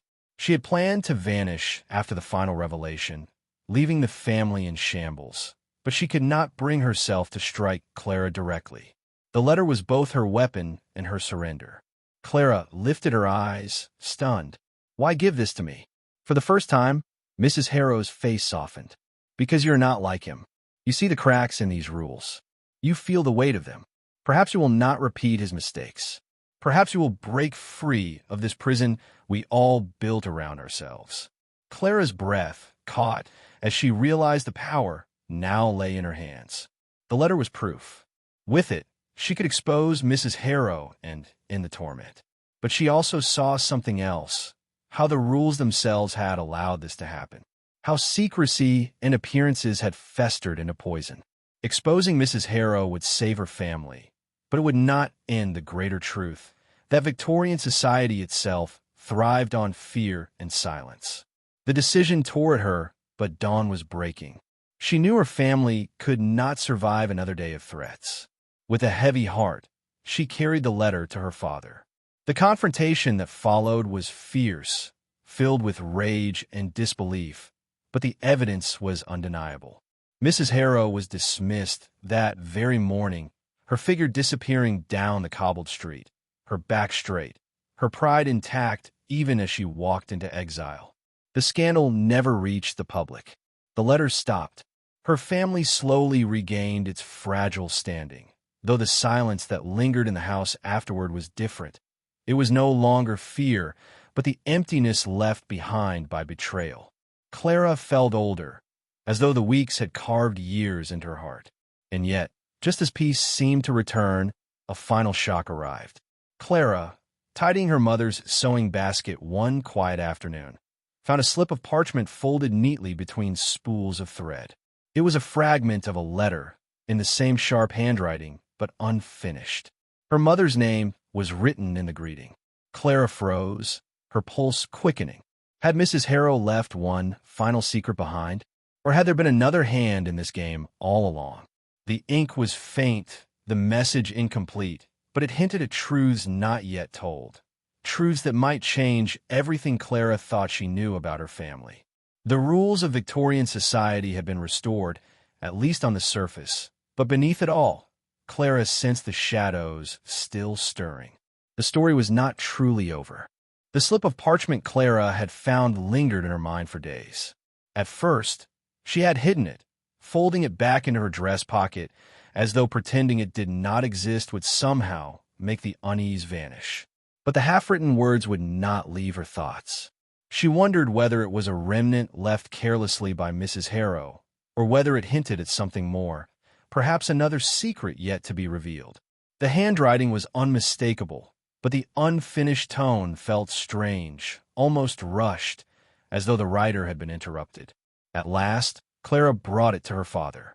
He studied the fragment quietly, his brows drawn together, before tucking it into the folds of his coat without explanation. She knew better than to press him further. Whatever it meant, he intended to bury it along with the rest of the family's hidden past.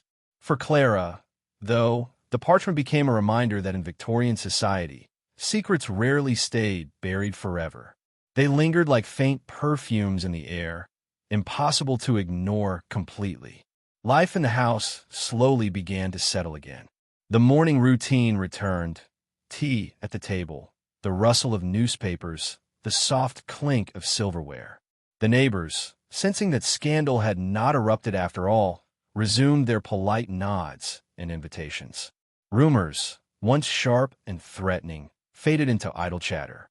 The rules of Victorian life, so fragile yet so powerful, reasserted themselves like a curtain drawn over a stage, hiding what had nearly been exposed. Clara's mother regained her composure, though the lines of worry never fully left her face. She filled her days with charitable visits, small gatherings, and needlework, her hands always busy to keep her mind from wandering too far into what might have been. Her father, meanwhile, grew quieter, more reserved than before. He no longer thundered with the same authority at the servants or the table. Clara sometimes caught him staring into the fire at night, his thoughts clearly consumed by regrets he would never put into words. As for Clara, she found herself forever changed. She could no longer look at the social rules of her world as harmless customs. She had seen too clearly how they could be wielded as weapons, how a whisper could bring down an entire household, and how appearances mattered more than truth. The ordeal with Mrs. Harrow had left scars, but it had also given her something new, a sharper awareness, a recognition of how delicate and dangerous the fabric of Victorian society really was. Margaret returned to her side in time. She confessed that she had known something of Mrs. Harrow's bitterness, though not the full extent of it. "I was afraid," Margaret admitted, her voice soft, "because once gossip begins, no one is safe. If I had spoken, It could have turned on me, too. Clara understood, though the words still stung.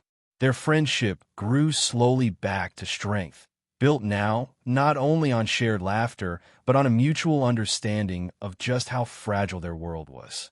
The servants in the household, too, carried their own silent reflections. Though none spoke openly, Clara could sense a shift. They had seen the governess, once a figure of authority, exposed as the very threat she pretended to guard against. Some pitied her, others whispered their anger at her betrayal. Yet even among them, the rules of silence held fast. Servants in Victorian homes were as bound by appearances as their masters, and what they knew stayed behind closed lips. The final days of summer faded into autumn, and with them came a softer rhythm. Clara walked often in the gardens, the crisp air filling her lungs as she thought about all that had passed. The leaves fell slowly from the trees, as though reminding her that everything, even the most rigid rules, eventually gave way to change. She wrote more in her journal, not only of her fears, but of her questions about what it meant to live in a society where one's entire worth could be undone by a rumor or a hidden letter. In time, the family's place in society remained intact, but Clara carried the memory of the near ruin with her always. When she sat at dinners and heard others gossiping about neighbors, she no longer joined in. Instead, she saw the fragility behind the laughter, the fear behind the mockery. She understood now that beneath every polished smile and every well-kept parlor might lie a story waiting to unravel. The greatest lesson she carried was that Victorian social rules were not just quaint customs of a polite age. They were chains, invisible but binding, that dictated every movement, every word, every gesture. They could protect, yes, but they could also destroy. And for Clara, that knowledge became both a burden and a strange kind of freedom. She would not forget what Mrs. Harrow had said in the study, that Clara was different, that she could see the cracks. In her heart, Clara resolved to live with that awareness, to step carefully, but also to never let those rules consume her entirely. Years later, when Clara looked back on that chapter of her life, she remembered it not only as the time her family nearly lost everything, but also as the moment she began to truly see the world. Victorian society carried elegance, charm, and order, but beneath it pulsed fear, ambition, and secrets.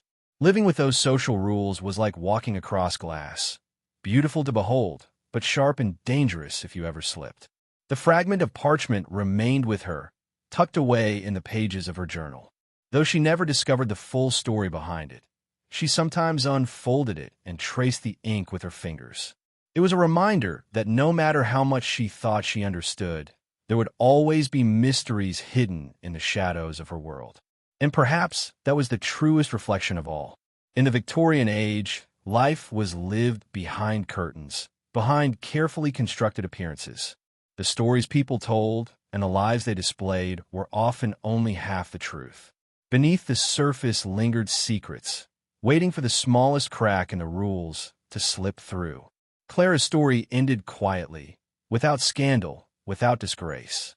But the lessons remained, whispered through her thoughts in the stillness of night. To live under Victorian social rules was to live in constant balance, to smile while hiding fears, to bow while holding back anger, and to preserve an image even when the truth threatened to shatter it. It was a way of life both fascinating and suffocating, both beautiful and cruel. And as Clara closed her journal one final time, she understood something that would stay with her forever, that the rules might hold power, but awareness was a kind of freedom. In seeing the truth behind them, she had found her way to endure, to breathe, and to quietly resist, even in a world that demanded silence. The rain finally eased, leaving London washed clean, its streets glistening as if the city itself had shed tears along with its people. Clara stepped outside into the cool evening air, the echoes of the rigid Victorian rules still whispering through her thoughts. She had walked a long road from fear to understanding, and though society's rules were still present, they no longer held her with the same grip. She had seen behind them, seen the ways people bent and broke, adapted and endured, and she carried those truths now like lanterns against the fog. Henry was no longer with her, at least not in the physical sense, but his absence had sharpened her vision. She could still feel his voice urging her to see not only the chains, but also the small rebellions hidden in plain sight. The family she once watched from the outside now appeared less flawless. The perfect ladies with their polished gloves, the stern fathers with their measured strides, the children taught to bow and curtsy at every turn. She knew now that beneath the surface there were stories just like hers. Stories of worry, secrets, and longing. She realized that the strict rules of Victorian society had never been about perfection at all. They had been about control. And yet, even within that control, human beings had found ways to be human, to laugh too loudly, to love too wildly, to question silently, and sometimes to resist. As she moved through her days, Clara began to write her observations, not for fame, but for herself. She described the social codes, the way one was judged by dress or accent, the heavy expectations placed on women, the narrow roles carved out for men. But she also wrote about the moments when cracks appeared, the quiet exchanges of kindness between strangers, the secret letters passed under candlelight, the quiet courage of those who refused to let rules erase their humanity. Writing became her act of freedom, a way to claim her voice in a world that tried to hush it. The community around her slowly began to notice her change. Neighbors whispered that Clara carried herself differently, with a kind of quiet strength that hadn't been there before. She didn't flaunt rebellion, nor did she reject the traditions outright. Instead, she lived with awareness. She knew when to bend and when to stand firm, when to play along with the performance and when to slip off stage. The balance was delicate, but gave her peace. And yet, the lessons of those days stretched further than Clara alone. They carried a mirror to anyone who looked closely. Victorian society had been built on appearances, yet within its polished surface were countless untold struggles, each reminding us that people are never just the roles they are forced to play.